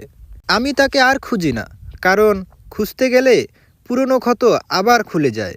সব গল্প দুজনের হয় না, কিছু গল্প একজন কথা বলে আর একজন চলে যায়। তার না থাকাটাই আমার প্রতিদিনের সবচেয়ে বড় উপস্থিতি। আজও অভ্যাসবশত তার নামটা মনে পড়ে যায়। কিছু অভ্যাস ভাঙতে সময় নয়, একটা জীবন লাগে। আমি বলি ঠিক আছে, এই কথাটার ভেতর সবচেয়ে বেশি ভাঙা লুকিয়ে থাকে। আমরা ঝগড়া করে আলাদা হইনি, আমরা চুপ করে দূরে চলে গিয়েছি। সবচেয়ে বেশি ব্যথা দেয় এই ধরনের বিদায়। আমি আর কাউকে বুঝতে চাই না, কারণ বুঝতে গিয়েই নিজেকে হারিয়ে ফেলেছি সবচেয়ে বেশি। আমাদের গল্পটা শেষ হয়নি, শুধু মাঝপথে থেমে গেছে। আর থেমে যাওয়াই গল্প সবচেয়ে বেশি মনে থাকে। কখনো কখনো ঘুম আসে না, কারণ কিছু প্রশ্নের উত্তর নেই। ঘরে সব আছে, কিন্তু একটা জায়গা এখনও খালি, সেই জায়গাটার নাম ওর উপস্থিতি। আমি দোষী, কারণ আমি নিজের চেয়েও বেশি ভালোবেসেছি। সবচেয়ে কষ্টের ব্যাপার যেন যাকে একদিন চোখ বন্ধ করে চিনতাম, আজ তাকে দেখলে চেনা লাগে না। আমি আর অপেক্ষা করি না, কারণ কিছু মানুষ ফেরার জন্য নয়, শেখানোর জন্য আসে। ভালোবাসা ছিল, কিন্তু দুজনের না। আমি চুপ থাকি, কারণ সবাই সব কান্না শোনার যোগ্য নয়। কখনো ভাবিনি তুমি এভাবে চলে যাবে, শত কান্না শত স্বপ্ন ভেঙে দিয়ে যাবে। ভুলটা আমার, কারণ স্বপ্নটা যে আমি একাই দেখেছিলাম তোমাকে নিয়ে। মানুষের চোখ সবচেয়ে বড় বোকা, এরা নিজের জন্য নয় অন্যের জন্য কাঁদে। তোমায় ছাড়া জীবন যদি কাটাতে হয়, আমি বাঁচব ঠিকই, কিন্তু থাকবো না। নিকোটিনের ধোঁয়ার আড়ালে তোমার হাতের উষ্ণতা খুঁজি।